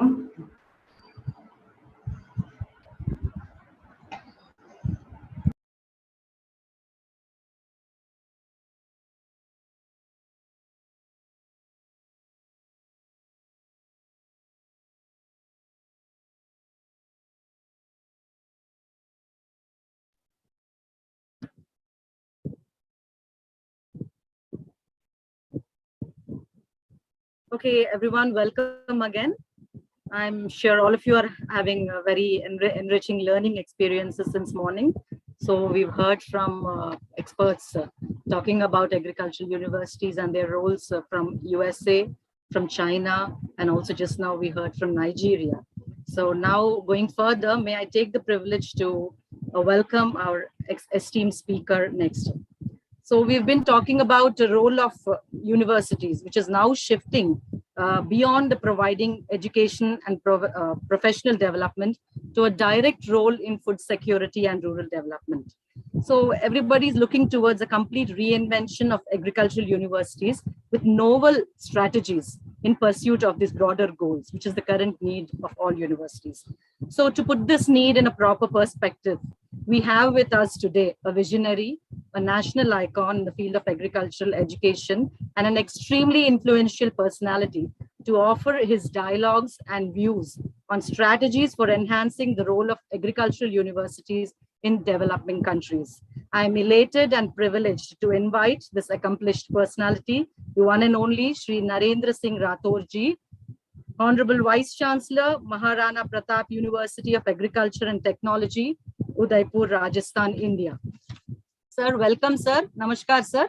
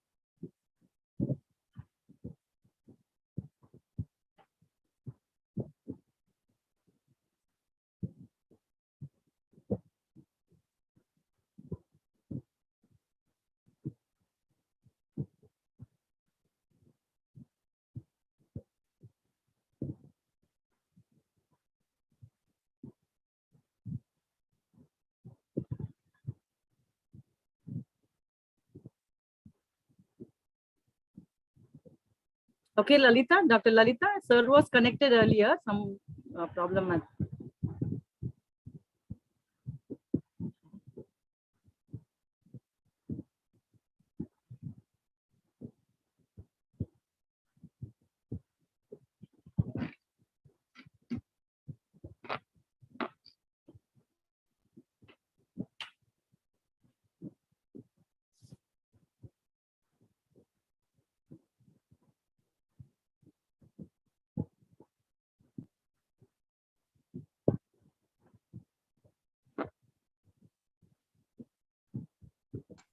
Sir, namaskar, sir. Namaskar, namaskar. Good afternoon, madam. How are you? Sir, very happy to receive you here, sir, and invite you to this forum. Thank you, madam. Thanks for joining us, sir. Yeah. So all our participants are eagerly waiting to listen to you, sir. Yeah. My words may not suffice to highlight your standout accomplishments, sir, but I would like to just brief them about your intro. So Rathore ji, Vice Chancellor, currently the Vice Chancellor of Maharana Pratap University of Agriculture and Technology, Udaipur, Rajasthan. He has vast expertise, more than 40 years in agriculture, food and agribusiness management, bioenergy, renewable energy technology, So Sir served as Deputy Director General Education and DDG Engineering ICAR New Delhi and founder Vice Chancellor of SKN Agricultural University, Jobner, Rajasthan. Dr. Rathod was instrumental in designing of National Vocational Educational Qualification Framework in Agriculture. Dr. Rathod delivered 82 keynote addresses in various international and national seminars. He visited 13 countries on professional assignments. He was the principal investigator for 51 research and development projects and 3 international projects. He authored 38 books, 26 national papers, and 69 international papers.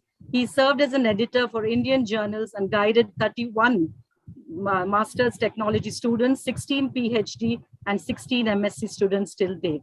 He has undergone 5 international trainings and is a recipient of more than 30 awards and fellowships. And ladies and gentlemen, I invite Dr. Narendra Singh Rathod ji to this platform. So thank you for accepting and thank you for joining us, sir. So get up for some more thought-provoking insights from none other than Sri Narendra Singh ji. Welcome, sir. And over to you for this topic, sir, on strategies for enhancing the role of agricultural universities. Thank you. Thank you, madam. Thank you very much for a nice word. And thank you very much for giving me this opportunity. I am audible, I think. Yes, sir. Yes, sir. Very clear. My PowerPoint presentation is also visible. Yes, sir. Yes, absolutely, sir. It's visible. Thanks a lot. And I am really happy to share some of my view on that how we can enhance the role of agriculture university in developing country. This is just for information, since it is an international conference and number of our foreign delegates might be there. So I would like to mention that in our country, we have got more than 1,000 university in present. And out of this 1,000 university, around 74 universities are agriculture oriented universities, where we have got a business separately for agriculture, veterinary, and related aspect. And the interesting thing is that we have got more than 42,000 colleges, and out of these 400 colleges are in the agriculture. And but this agriculture university and agriculture colleges, they are well spread across our 28 state and 8 union territory.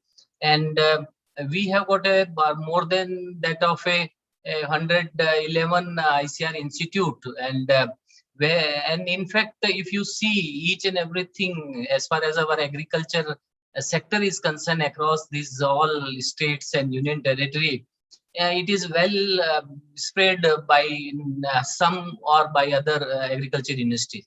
And that is the reason. Let us take the example of Rajasthan. We have got 5 agriculture university because Rajasthan is a very big area, and we have got one separate university for our veterinary job. Same thing is true with the other state. So in fact, there is a important role of agriculture university in developing country. If you see overall, and before COVID, our contribution, may say agriculture contribution in national GDP, it was hardly of 14%. But interestingly, during this COVID situation, when other sector could not do right job, and the agriculture sector was really on a front mode, and as a result of this, our national GDP increases to the level of 19.9%, almost 20% of our GDP is with the help of agriculture sector. And it is only because that agriculture is well known to our country. We have got more than 6 lakhs villages, and we have got more than that of around 13 crore total farmers are there, and they are well connected with some agriculture university or Krishi Vigyan Kendra, and they are getting each and every information as far as the agriculture sector is concerned. So, but today I have prepared some slides related to that, how agriculture university can excel in the field of teaching, research, extension, or entrepreneurship development, and what are the different strategies which are available in the field, and how we can make a right type of planning purposefully for the purpose that it should enhance our agriculture production, productivity, and profitability. And if you see, as far as the agriculture education is concerned, it is just like the root of a tree. Tree means a TREE. And if you see that word T means a teaching, R means a research, and E First E is extension or technology outreach, and last E is entrepreneurship development. So it is just like a route which is a hidden, but it is the most essential. And that is the reason if you compare ourselves with the neighboring countries in 1947, where our production was hardly of a 49 million tons as far as the grain production is concerned. And today we have crossed 308 million tons of grain production. It is only because that we have got a very good command as far as the teaching and research and extension activity related to agriculture is concerned. And that is the reason why neighboring country could not do this job so effectively. And in our country, we have got a widespread wing of a teaching and research. As far as the teaching is concerned, they are responsible for a human resource development, and essentially these all human resources are meant for increasing production, productivity, and profitability. These are the three aspects, which is still it is a problem. It is not like that we reach to the our expected requirement and expected our total production. So still there are certain loss problem as far as the production and productivity is concerned, and for that always there is a need to do some sort of a research. And in case if you divide the research, it may be a basic research for knowledge generation and applied research for the development of a technology system, device, or package of practices. So basically, if you see that with the help of research and with the help of a very good network as far as the extension is concerned, extension in our case, it is a type of a segment which is responsible for technology development. If you see in a USA, extension is essentially a type of education for creating awareness in the mindset of a different stakeholder.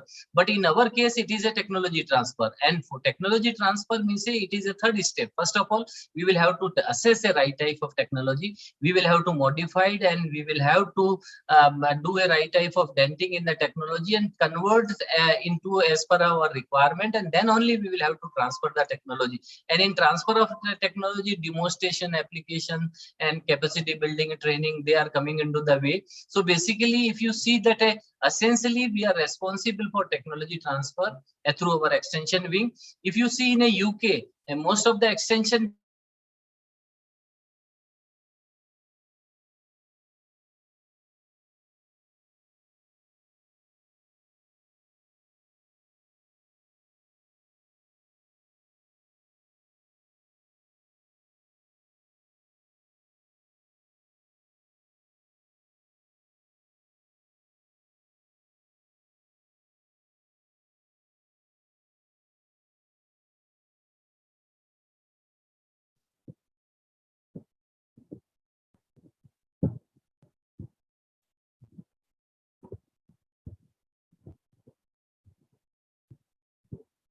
Hello, sir. Excuse me, sir. The voice is not reaching us, sir.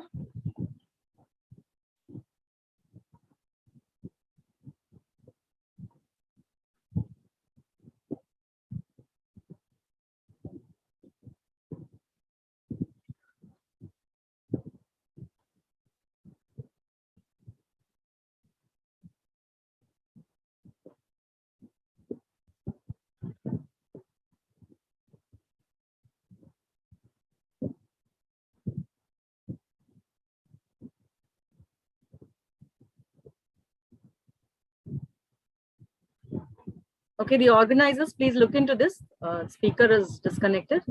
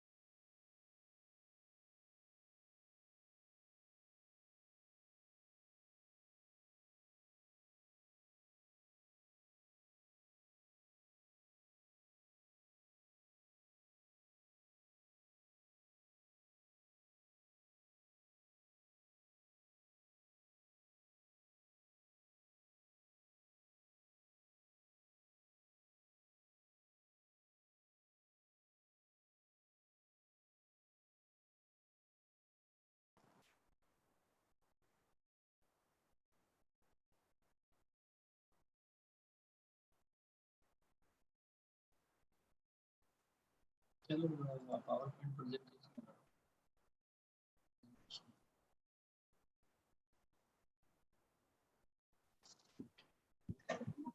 Hello. Yes, sir. Yes, sir. Yes, sir. Screen is being Yeah, shared, sir. there was some problem. I am sorry, really sorry. No, sir. No problem at all, sir. Please continue. Because our university is really an extreme place, and Yes, sir. Yes, I these are the understand. reasons. So Yes, sir, definitely. we were discussing why agriculture engineering planning is so important, because agriculture education, in fact, it gives an impression that we are supposed to have a human resource development through a well-established teaching segment, and we are supposed to have a right type of a research activity so that we can develop a new technology, even new system, new devices and package of practice which are in need of a hour. And at the same time, whatever things we are developing, research people are developing, they are supposed to assess in a right way, in a right perception, and then we are supposed to transfer it to the different stakeholders. And as far as the entrepreneurship development is concerned in our country, this is the only field which is coming up like anything. And now it is a forced entrepreneurship. It is not a regular entrepreneurship, but it is a forced, because everybody nowadays is looking for their livelihood. They are searching for a type of a job, and whereas the government job and other public sector, private sector jobs are limited, and that's why nowadays it is high time that we are supposed to have a right type of entrepreneurship, and perhaps in agriculture, which permits more than that of 125 subsector where there is a scope of entrepreneurship. So basically, we will have to see that how we can have our. I think my PowerPoint presentation, it is not coming up. Can you help me, madam? Sir, you come out of that slideshow, sir. Better you come out of the slideshow, then you can just click through, sir. Slideshows.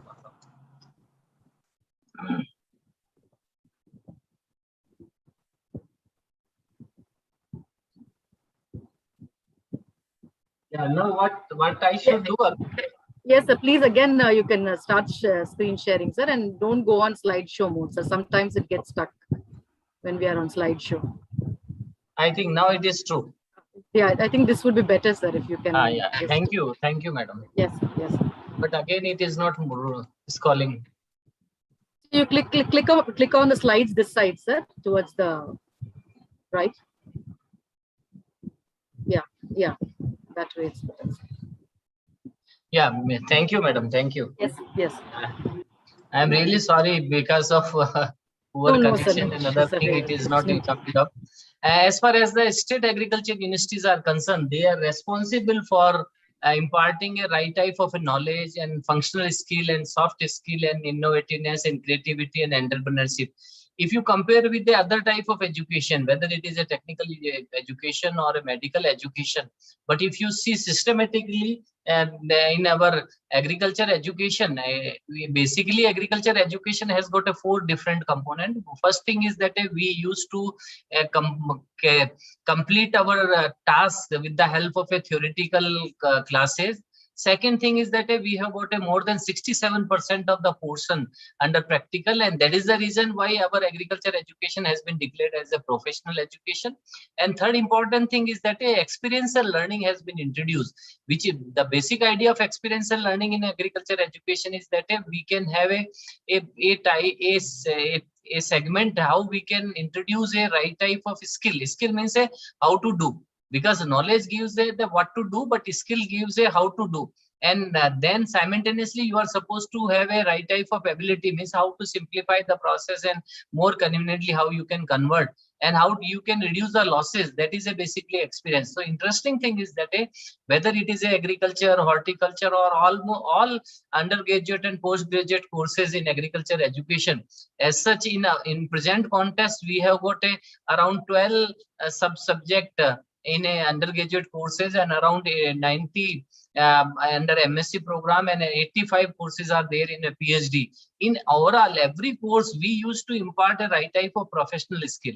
And under this professional skill, a right blending of a knowledge, skill, ability, and experiences is there. And if you see, as far as our functional skill and professional skill is concerned, it is a step forward to give a right type of a skilling in the mindset of a student. And as a result of this, student at the end of the day, he can scale up his complete segment, and he can speed up and become a good entrepreneur. And there are very good scope is available as far as the entrepreneurship is concerned. These particular slides will give each and everything as far as the today topic is concerned. I have planned each and in a very systematic manner, and we will have to see that what should be our vision as far as the agriculture university is concerned. Vision means which is invisible. We will have to see the things which is invisible. And as far as the mission is concerned, it gives an impression that which is impossible to do, that we will have to do. That is a basically vision and mission we will have to identify. And when we are saying that each and everything are revolve around the agriculture sector, we will have to create a right type of visibility. V word in a vision gives a visibility. I means a innovation. You will have to identify some innovative point, and so that we can excel in and we can increase our efficiency.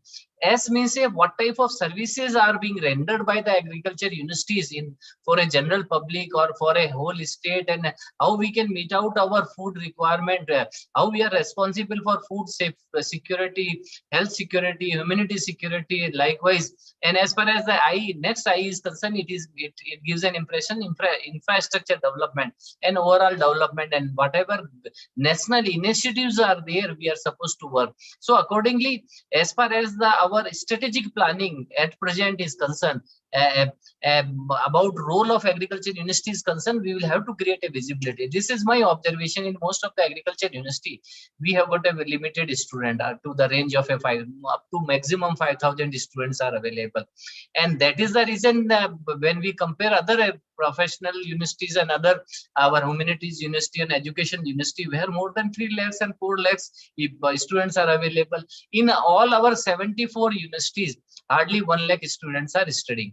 But if you see our other universities, where more than that of 4 crore students are studying. So that's why there is a good scope of creating a visibility, and we will have to introduce a right type of innovation. And for that, a different type of management skill is required. We will, and in present context, we will have to articulate right skill in the mindset of youngsters, those who belongs to village or even urban dropouts student. They are supposed to trained in this way, so that they will have a right type of integration of scientific intervention, and whatever research we are carrying out, it should have a social relevance, and then only we should be in position to generate an income. And these are the few words which I have given. Every scientist or every professor of agriculture university, he is supposed to become a right type of a organizer. An organizer means he is supposed to make a right type of a demonstration. If you go through with the new education policy 2020, which was given by our Ministry of Education, purposely they have mentioned that this is high time agriculture university is supposed to expand their capacity and quality as well. When we are talking about capacity, we will have to make our more client, and so that they will come forward. So you will have to organize number of a demonstration, and in the field of a farmers, or even at the different places of different stakeholders, and you should become a right guide. That and guide is a responsible to give what to do and what not to do, do's and do nots, each and everything we people will present. I have seen many people are not aware how food is to be prepared, and that is the reason they are not concerned as far as the conservation of a food product is concerned. So we will have to train them. We will have to present each and everything. We will have to administrator, become a good administrator. Administrator is not a person who is sitting on the highest position as far as the institutional framework is concerned, but administrator is responsible for timely action, for trouble-free approach and transparency. And perhaps in our agriculture sector, a timely action is a very important, which we are supposed to keep. So whenever we are planning that agriculture should come at the highest level as far as the contribution in a national GDP is concerned, we will have to see make a healthy competition with the different service sector, and accordingly we will have to do we should become all professor. I would like to ask to my all professor of agriculture education, they should become a right type of convener. Convener means you will have to identify a technology, and in assessment of a technology you will have to modify it, you will have to change as per our requirement and make a demonstration, application, capacity building, training, and you will have to create a right type of education awareness, and we will have to broaden our scope of work and become a right type of supervisor, advisor, visionary, planner. If we will see many times, this is my observation when I was working in ICR. I visited almost all university of across our country, but I have observed that our many professors are comparing ourselves with a professor of a general university, whereas our position is slightly higher side. We should be in position to do something for our different stakeholder, whole masses. If you see during the COVID period, everything was closed, but a farmer, he was doing the all activity. In most of the agriculture university, people are doing the lot of the activity. So in a strategic planning, if you are really become on the top of the national contribution, then we will have to create a right type of state of art of furniture infrastructure. We will have to do a right blending, that what type of a infrastructure facility is available. It is not like that only for teaching purpose we are supposed to assemble the things, but for right type of a capacity building, training, consultancy, testing, certification, technology outreach. There are number of applications are available, and we should become a pioneer in the field of entrepreneurship or skill development, and we will have some innovative things in our day-to-day activity, and then we will have to commercialize our thing. In present context, when we are saying that we have crossed 306 million tons of a grain production, and if you compare earlier with our initial production statistics, which was there in 1947, hardly 49 million tons was there. Same thing is true with our milk production. This year we have crossed 200 million tons of a milk production, and we are pioneer as far as the total milk production is concerned across the world. From 1999, we are standing on the first position. And as far as the horticulture production is concerned, interesting thing is that this year we have crossed 321 million tons of fruits and vegetable production. So this is high time. We will have to commercialize this whole thing. We will have to do a globalization. We will have to reach to a global level, and for that a right type of a governance is required, and a strong industries and institute partnership is a need of our. Without industries support, we people, especially agriculture, will not move in a right spirit, and for that a interdisciplinary approach in a curriculum development. And one of the interesting thing is that our postgraduate research is not giving a major impact in our overall development, whereas the other systematically whatever research we people are carrying out, it has got a direct bearing for development, for increasing a production, productivity and quality production. But as far as the postgraduate research is concerned, it has to be strengthening in the right way. That is a need of our. And in the present context, if this slide I have given that as far as the agriculture university is concerned, they should initiate our standing as far as the global level is concerned, not only in the field of teaching, research and linkage. I have seen that one of our expert from a US probably, he is going to discuss that how we can establish a world-class university. This is a need of our. We will have to maximize the return on investment. If you are spending 1 rupee, it should return in the form of at least 3 rupees we should get it. And Government of India, although they have given a different type of guideline, they are saying that at least 30% of revenue we are supposed to generate. Whatever, say example, if 100 crore rupees you are spending, then at least 30 crores you are supposed to present in the form of revenue. And for that, a university should establish a right type of networking capacity. And you will have to develop your institute as a best institute across the globe, so that you can select the best student, and then only the visibility of your university will be there. As I have already given some statistics that food grain has enhanced by 6 times If you compare earlier, it was hardly a 49 million tons. Same thing is true with the horticulture crop. This time 321 million tons of our fruits and vegetable we have cropped. Fish is almost 13.5 million tons of the fish production.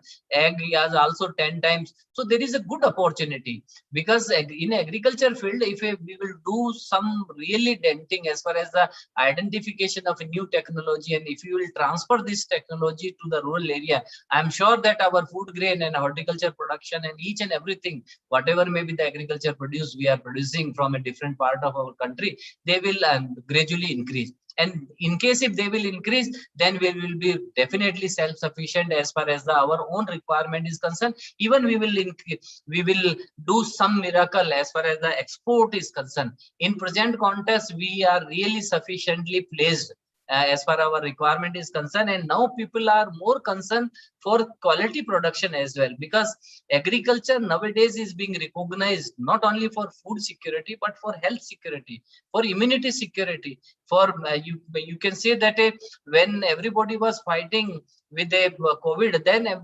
then most of the people were in search of a quality food, and that is the reason we have got a number of opportunity. But unfortunately, our teaching and learning and research process, which is there in present context, if people are not being attracted. It may be because of we don't have a right type of a governing system, and as far as our governance is concerned, it is not in impressive position as far as the quality assurance and reforms are concerned. They are also not up to our expectation and expectation of a country, and at the same time our the competency of a faculty members and competency of our student when they are coming out from the different colleges, and even employer, they are not satisfied with our student knowledge and skill. For that, a different type of arrangement is required. We will have to undergo a fresh exercise for agriculture curriculum development, organization, even teaching strategies. I have seen most of our teachers, they basically are expert in our field, but they don't know how to cover each and everything with a systematic manner, because we are not being trained as far as the teaching methodology is concerned. A school going teacher has got a number of idea in mind, because he is having a valid degree in the field. But in our case, we need some teachers, those who are master of science, and they have got a PhD work. And as such, if you see that curriculum uniformity is required, even teaching pattern, examination system, we will have to do really a right type of denting as far as the ranking of university is concerned. I'm sorry, we have got a well-established section at ICR level, but still we have not incorporated the different issues which are the need of our. Same thing is the accreditation.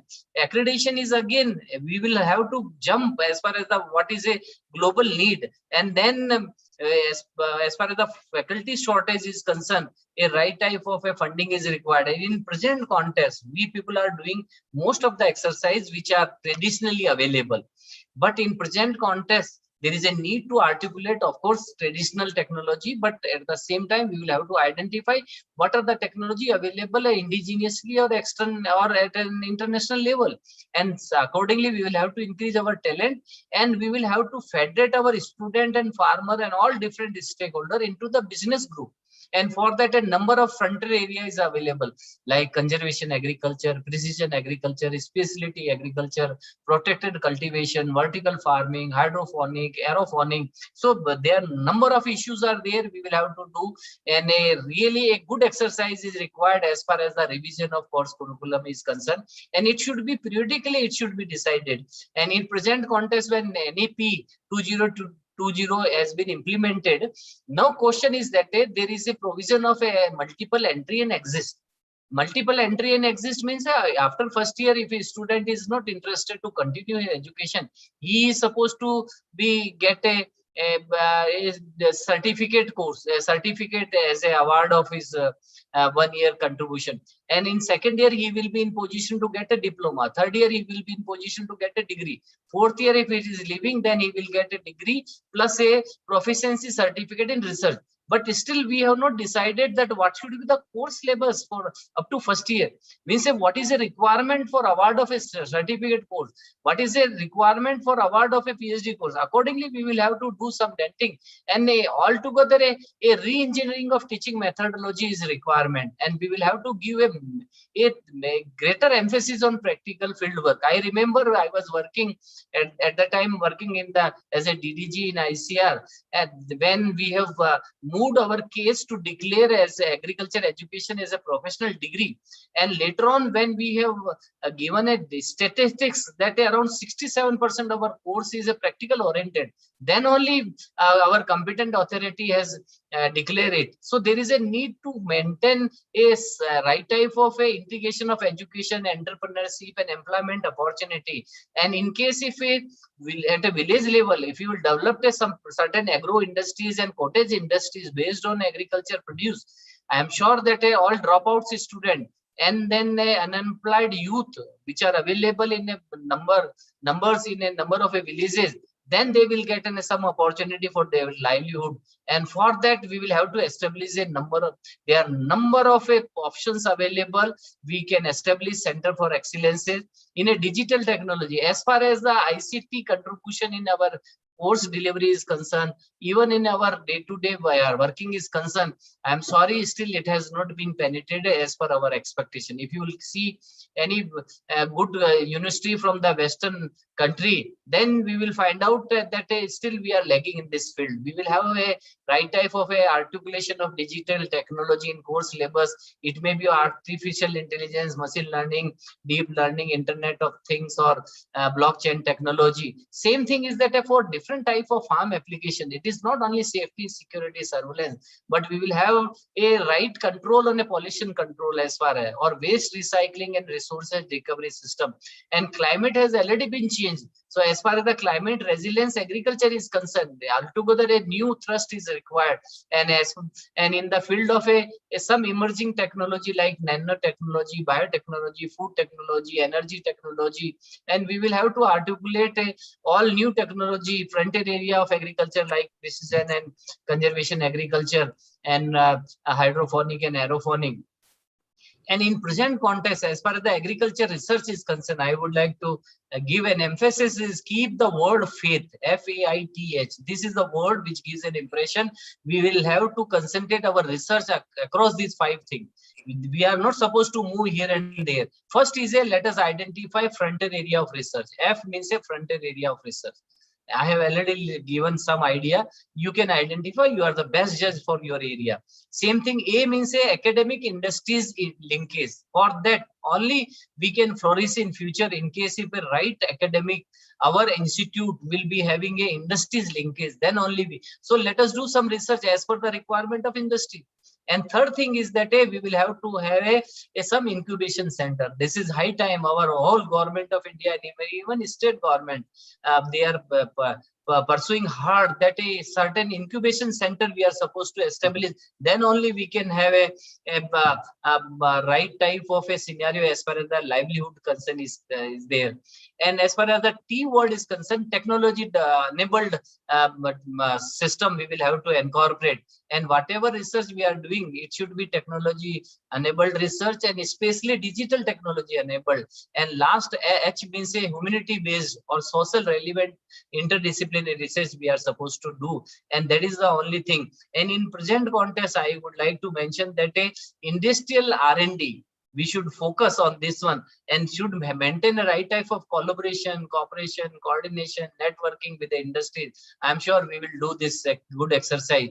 As far as the information technology is concerned, I'm sorry to say, still we could not reach to the level of as far as the artificial intelligence is concerned. First important thing is that we can go for a certain digitalization. That is a first step. Second step is that automation, and third step is AI, artificial intelligence. Many developed countries reach to that level, but as far as the penetration of ICT, information and communication technology in our country is concerned, because of number of issues, we don't have a right type of financial support. Even there are poor supply of electricity and number of things are there. We could not reach as per the expectation of our different stakeholders. So we will have to see that a digital technology. I have given this particular slide, but because of paucity of time, I won't cover each and everything. But there are number of technologies available which are a need of an hour, and we will have to see that how geospatial technology, how sensing technology, how image processing technology like augmented reality, virtual reality, mixed reality, and how we can articulate how robotics can be used in China. More than that of a 19% of their organized sector interculture operations, 100% in a organized sector, they are maintaining with the help of robotics. Big data analytics, still it is a big question in our case.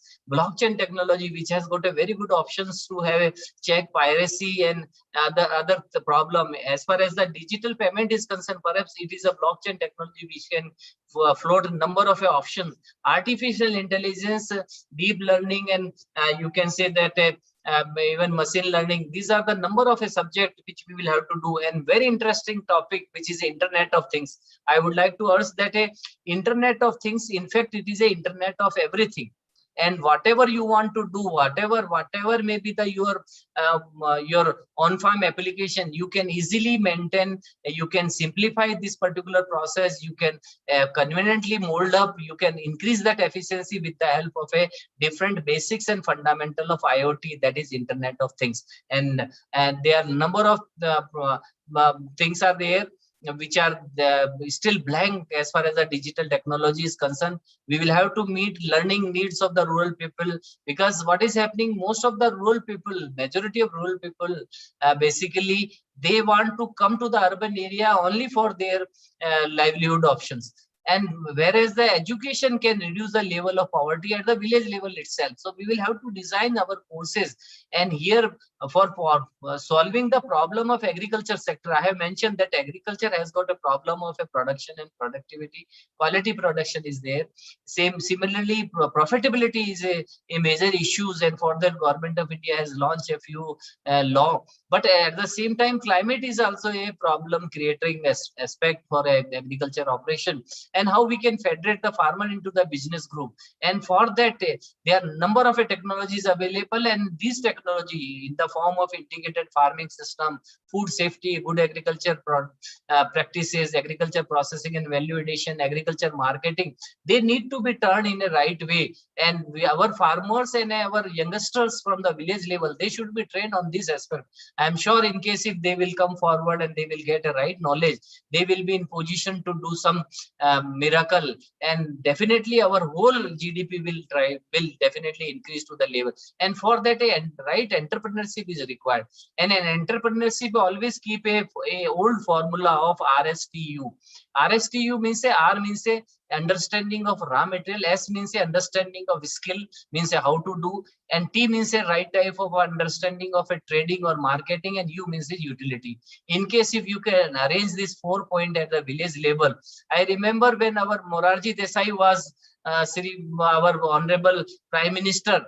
So Sri Morarji Desai has introduced a number of a concept that we are supposed to develop a village level industries, so that our farmers and the youngsters from the village, they will remain in the village, they will develop themselves, and as a result of this, we will get a lot of things which can have a potential for export, and simultaneously our all people, they will get a right type of opportunity.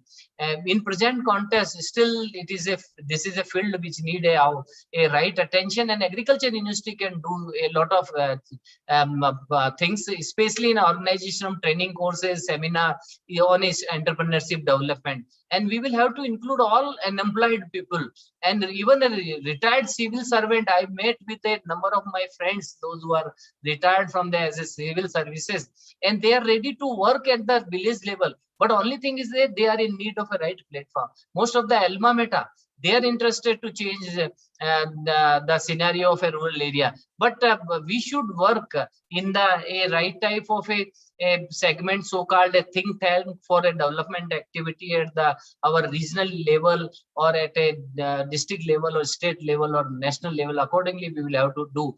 And for that, we will have to train our teachers, our non-teaching staff as well.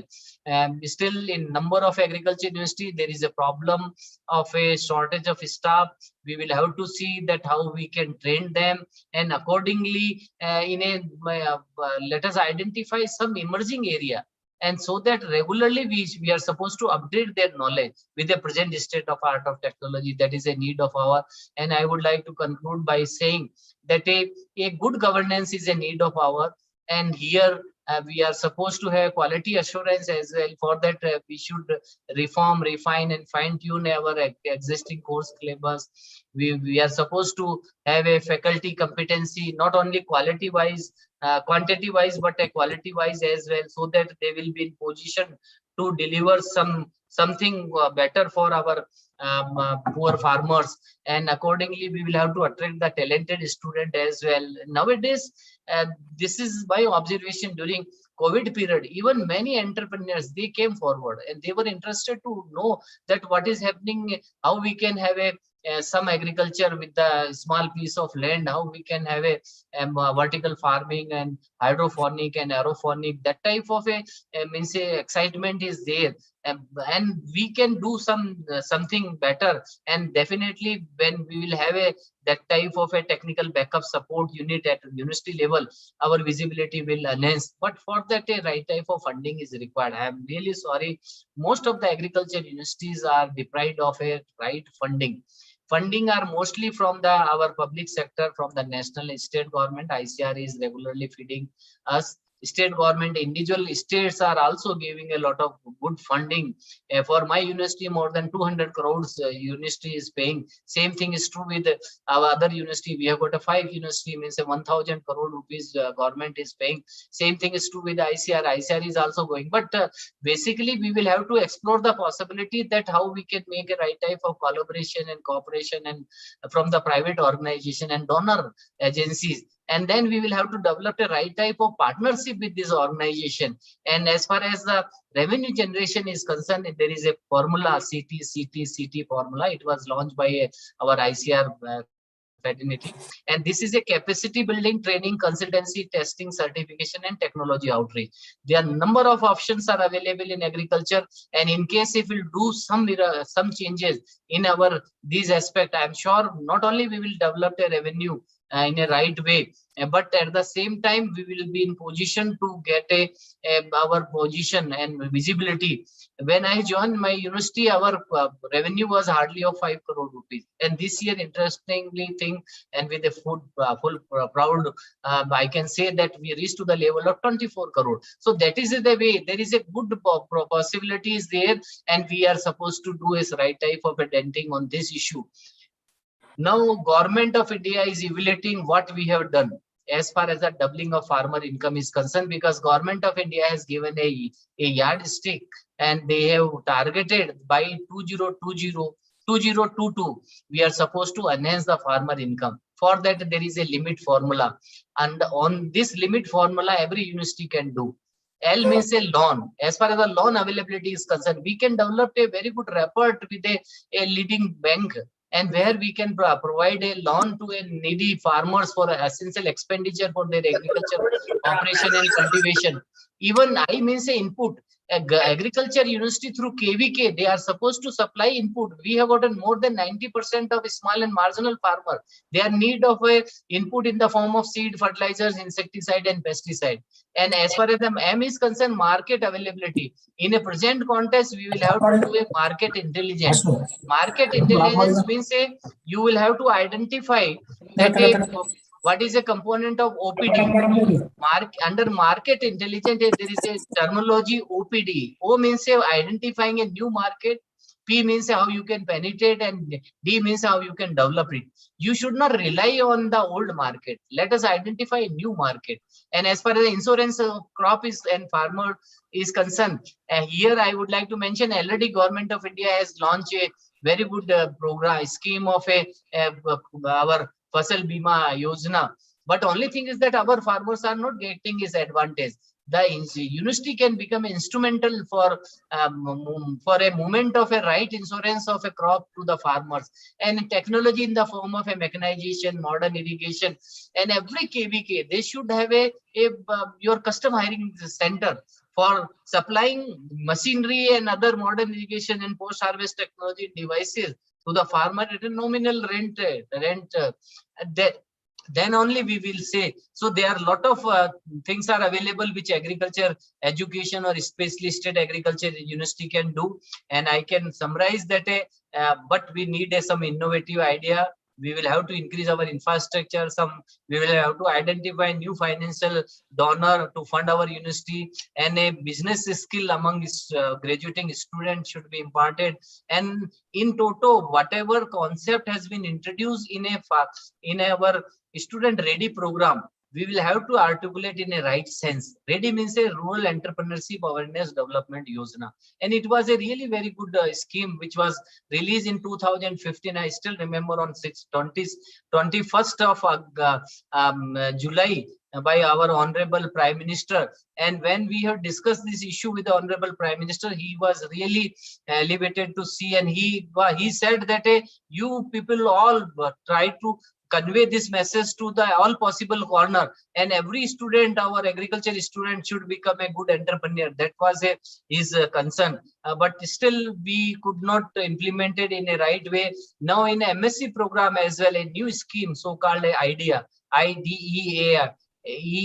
has been launched. This is an interdisciplinary experiential learning in agriculture, which will also take a right shape in year to come. And this is my last slide, that as far as the way forward is concerned, we will have to strengthen governance and leadership. We will have to improve quality. Then only we can think that our contribution at the national level is really remarkable. We will have to mitigate faculty shortage. This is one of the issues I have personally observed throughout the India. It is the same. Not a single agriculture university is there who has got up to 80% of their faculty, sanctioned faculty in position. And for that, we will have to have a right type of teachers network, and rather inspired teacher networking component. We will have to reduce inbreeding. I have observed many times a person from a particular village and whose university is close to that village, he is completing his master, PhD, and even after completing his education, he is doing his assistant professorship, scientist, and even dean and director. Even he is interested to become a vice chancellor of that university only. We will have to break this inbreeding. We will have to give a good emphasis on research and social relevances. Let us promote a right type of innovation in entrepreneurship, and not only in national ranking. I would like to urge to all people, we should fight for international ranking, and right type of industries academia interface should be available, and we should move for a global collaboration rather than working at the national level only. And everybody should have some social responsibility as well. Scientific social responsibility can come out only when we will involve different alumina, and when we will have some technology enabled learning. And as from this one, I'm sure our human resources will definitely produce a evergreen revolution in our society, and we will have a education for employment and opportunity. And number of government initiatives are available where university can play the important role, like digital initiatives, skill initiative, make-in initiatives, and there are number of things are there. And I would like to conclude by saying that agriculture university has got a very good potential, and they can easily bring the changes as far as our own requirement is concerned, and we can excel as far as our export potential is concerned. There are number of issues is there, but a systematic planning is required, and we will have to do a right type of denting as far as SWOT analysis is concerned. Individually, every university is supposed to focus that what is their strength, what are the weaknesses, and we will have to forget our own differences, and we should come up to the expectation. And this is my observation. I have completed more than that of 41 years of my service experiences, and wherever I am going, people used to ask, and they are looking towards us, towards agriculture scientists, and asking that how you will lead this country in future. Because in future, and you must be knowing what happened recently in London, day before yesterday, there was a news in London. They don't have a petrol and diesel, and people of London and UK and Britain, they have decided not to eat one-time food, especially the dinner, so that they can save food for their children. So with this situation, of course, with the help of our farmers and scientists, we could not reach to that extreme position, but who knows what will happen tomorrow. So with these words, I would like to urge to my all scientists and young scientists and boys and girls, that there is a good possibility, and we can really let us identify what is our role in overall an enhancement of our production, productivity, and profitability. I'm sorry, I have taken, sir. No, I am in a comfortable zone. It is 3:15 only. So still 15 minutes are with me.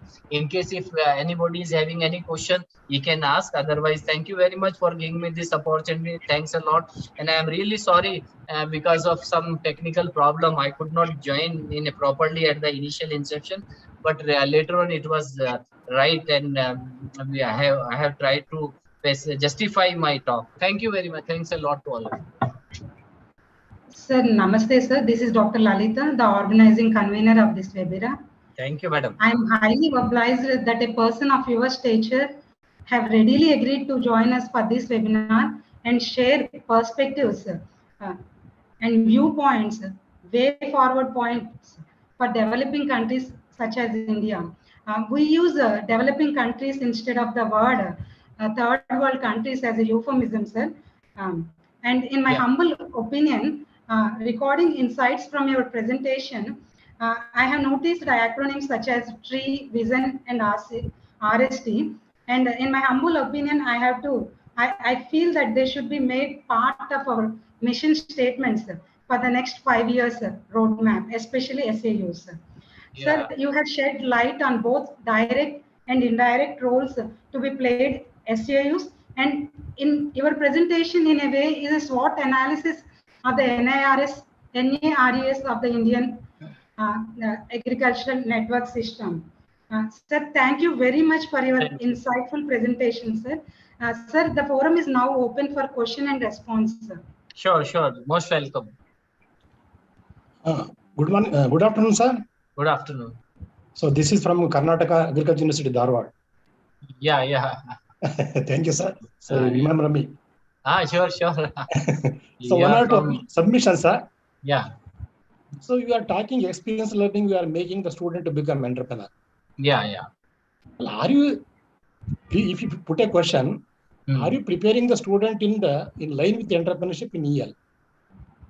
Yeah, basically, if you see agriculture education, it has been declared as a under tree.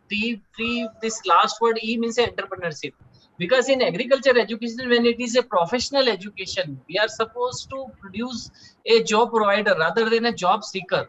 That is a basically fundamental difference. We people are thinking and comparing our existence with the other educational universities. And that's why we are thinking that our job is limited up to teaching purpose. But it is we are under dark.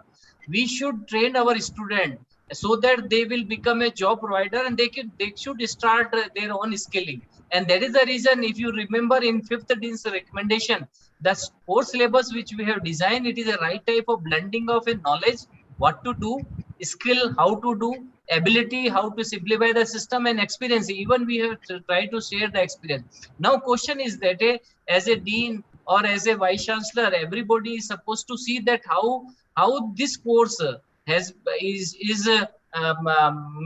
covered in a right way, so that all component of traditionally what we were doing, what type of technology is available, how to increase their talent, and how to make or federate them into a business. Basically, ultimately, our responsibility to create a force or brigade of a entrepreneur. And in the future, as I mentioned, that education will convert into the online education. It is true in most of the places, still people in a Western country, they are following this one. As far as the work is concerned, people have realized that a work from home is a right option, and we can save a lot of natural resources. And as far as the entrepreneurship is concerned, this is a forced entrepreneurship. Everybody will think that a government job, public sector job, and private sector job will be limited in a year to come. We will have to develop on our organized sector. That's why it is a mandatory on our part. We will have to impart right type of entrepreneurship in the mindset of our youngsters or our youth or our graduating student. Thank you. Sir, my submission is hello. Yeah, please. So experience learning model should not be again a department wise. No, basically in experiential learning, a basket of courses has been launched. Basket of a plan has been launched. Say example in agriculture, even one can do some experiential learning in horticulture department. Some person can do in a agronomical aspect. Some person can do in a soil science, especially in a development of a biostimulant and biofertilizers and likewise. So basically there are 125 subsectors, as I mentioned probably during my presentation. I have given this word. There are total 125 subsector in agriculture we have developed when I was there in ICR.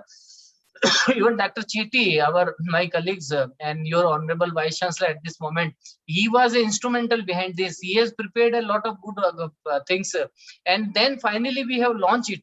And where basically, in case if you will develop experiential learning in agriculture, then it will give a impression that which particular subject. As I saying, 125 sector beekeeping, you can develop your expertise. Even for your organic farming, you can develop expertise. And there are number of things are available nowadays. Even in a conventional technology, say example, your customized fertilization you can do, integrated fertilization you can do, balanced fertilization you can do, even a water soluble fertilization you can do some experiential learning. Many times people are asking there is no scope. Other day soil scientists were asking me. Then I said that you have got a number of a good opportunity, and you identify. It is not like that a same thing you will repeat for the same as all group of your student. In a say example, fruits processing, fruits and vegetable processing is concerned. Tomato, somebody should lead into the tomato processing to ketchup, tomato to sauce, tomato to puri, tomato to some other things. So likewise, a different type of experiential learning, and basic idea of experiential learning is to impart a skill so that they will understand its importance and they developed a right type of entrepreneurship or factory at the end of their education. That is a need of ours, and that's why you will have to move with a lot of a subject. You should not concentrate. It should not be of only in a 1 and 2 places, but let us identify what are these 125 subsectors and how our student can get a expertise in a different sector. Thank you.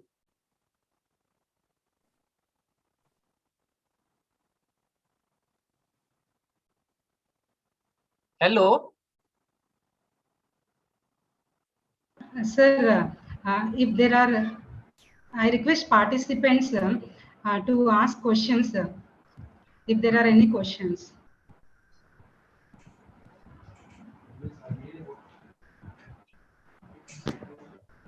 If there are no further questions, I request Dr. Gurva Reddy sir, Professor and Technical Secretary to Honorable Vice Chancellor, to present a vote of thanks to our lead speaker and lead talk presenter, Dr. Sri Narendra Singh Rathod ji.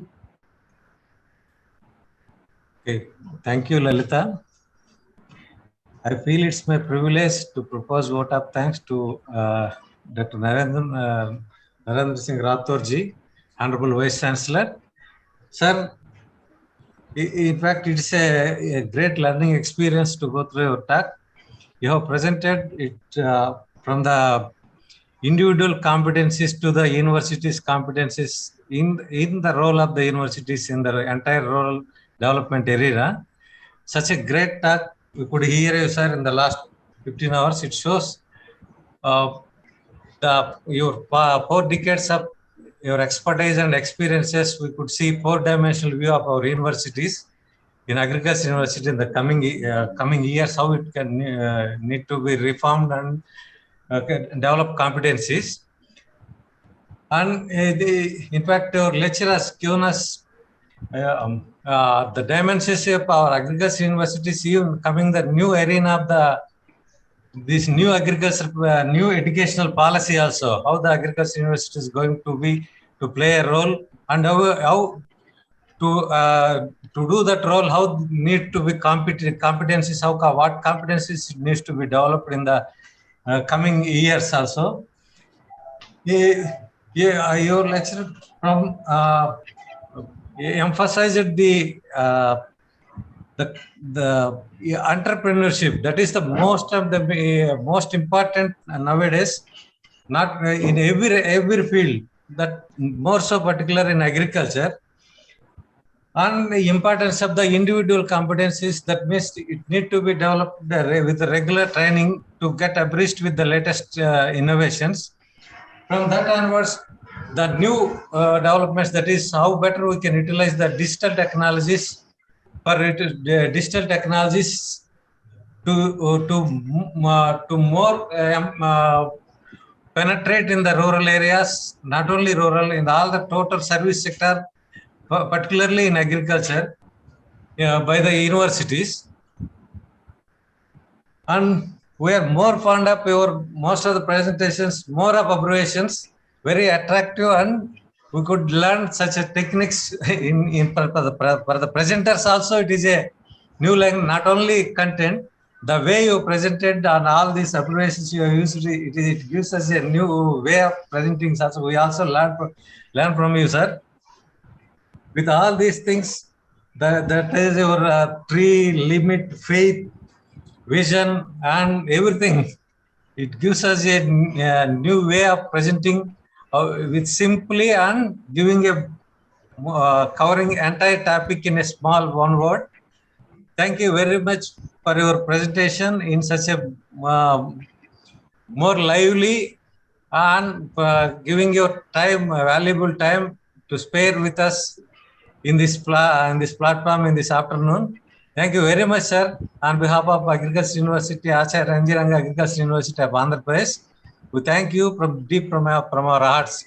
On behalf of the organizers and the university, our Vice Chancellor, we take this opportunity to thank you wholeheartedly for all your presentation, and thank you, sir. Thank you once again.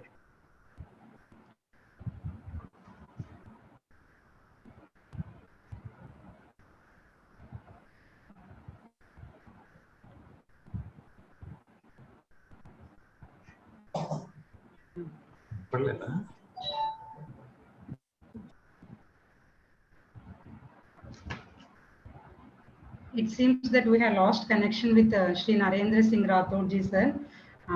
With this, we have come to the end of day one sessions, and we had 4 speakers today. And I now request Dr. Manoj, my colleague from AACC, to present vote of thanks for day one. Thank you, madam. Good afternoon to all. On this wonderful occasion, we take this opportunity to propose vote of thanks to those who have directly and indirectly contributed for today's webinar on strategic role of agriculture universities in achieving national food security and rural development.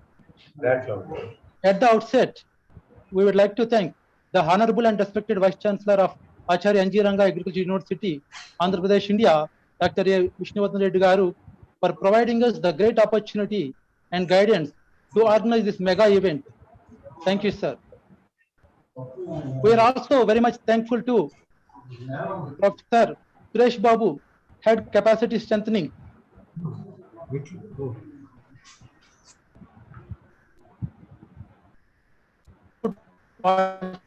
USA, for accepting our invitation to take part in this webinar in your busy schedule.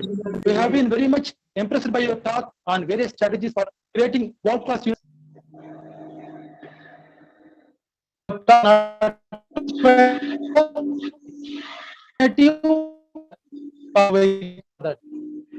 Let us also express our heartfelt thanks to Sir Ju, Chair and Dean, College of Economics Management, Nanjing Agriculture University, China, to allow how policies and security in China has been going from the past to present situation. Thank you, ma'am, for your lecture in different perspectives. We also offer our sincere thanks to Dr. Olawale Adebayo, Professor of Agriculture and Rural Development, Federal University of Agriculture, Nigeria, for your excellent talk on agriculture universities and rural development in Nigeria, along with your key experiences shared with us. Thank you, sir. It's our honor and privilege to express our deep gratitude to the Honorable and respected Vice Chancellor of Maharana Pratap University of Agriculture and Technology, Rajasthan, India, Dr. Narendra Singh Rathod ji, for your exceptional speech on various strategies for enhancing the role of agriculture universities in developing countries from the ground level. We are really enlightened with your knowledge and presence. Thank you, sir. We are also thankful to our Dean of Agriculture, Angru, Dr. A. Pratap Kumar Reddy Garu, for your constant guidance to organize this mega event. We also extend our gratitude to Director of Extension, Angru, Dr. P. Rambab Garu, for the necessary support and encouragement for organizing this event. We also offer our sincere thanks to all the participants for your enthusiastic participation and valuable interaction with the lead speakers time to time. And a special thanks to all organizing committee members and IDP members, rapporteurs for their unflinching support and coordination to organize this event till this point. With these warm words, we move to the end of today's session, and we request you all to join with us by tomorrow, 10 a.m. sharp. Thank you all. Thank you, madam.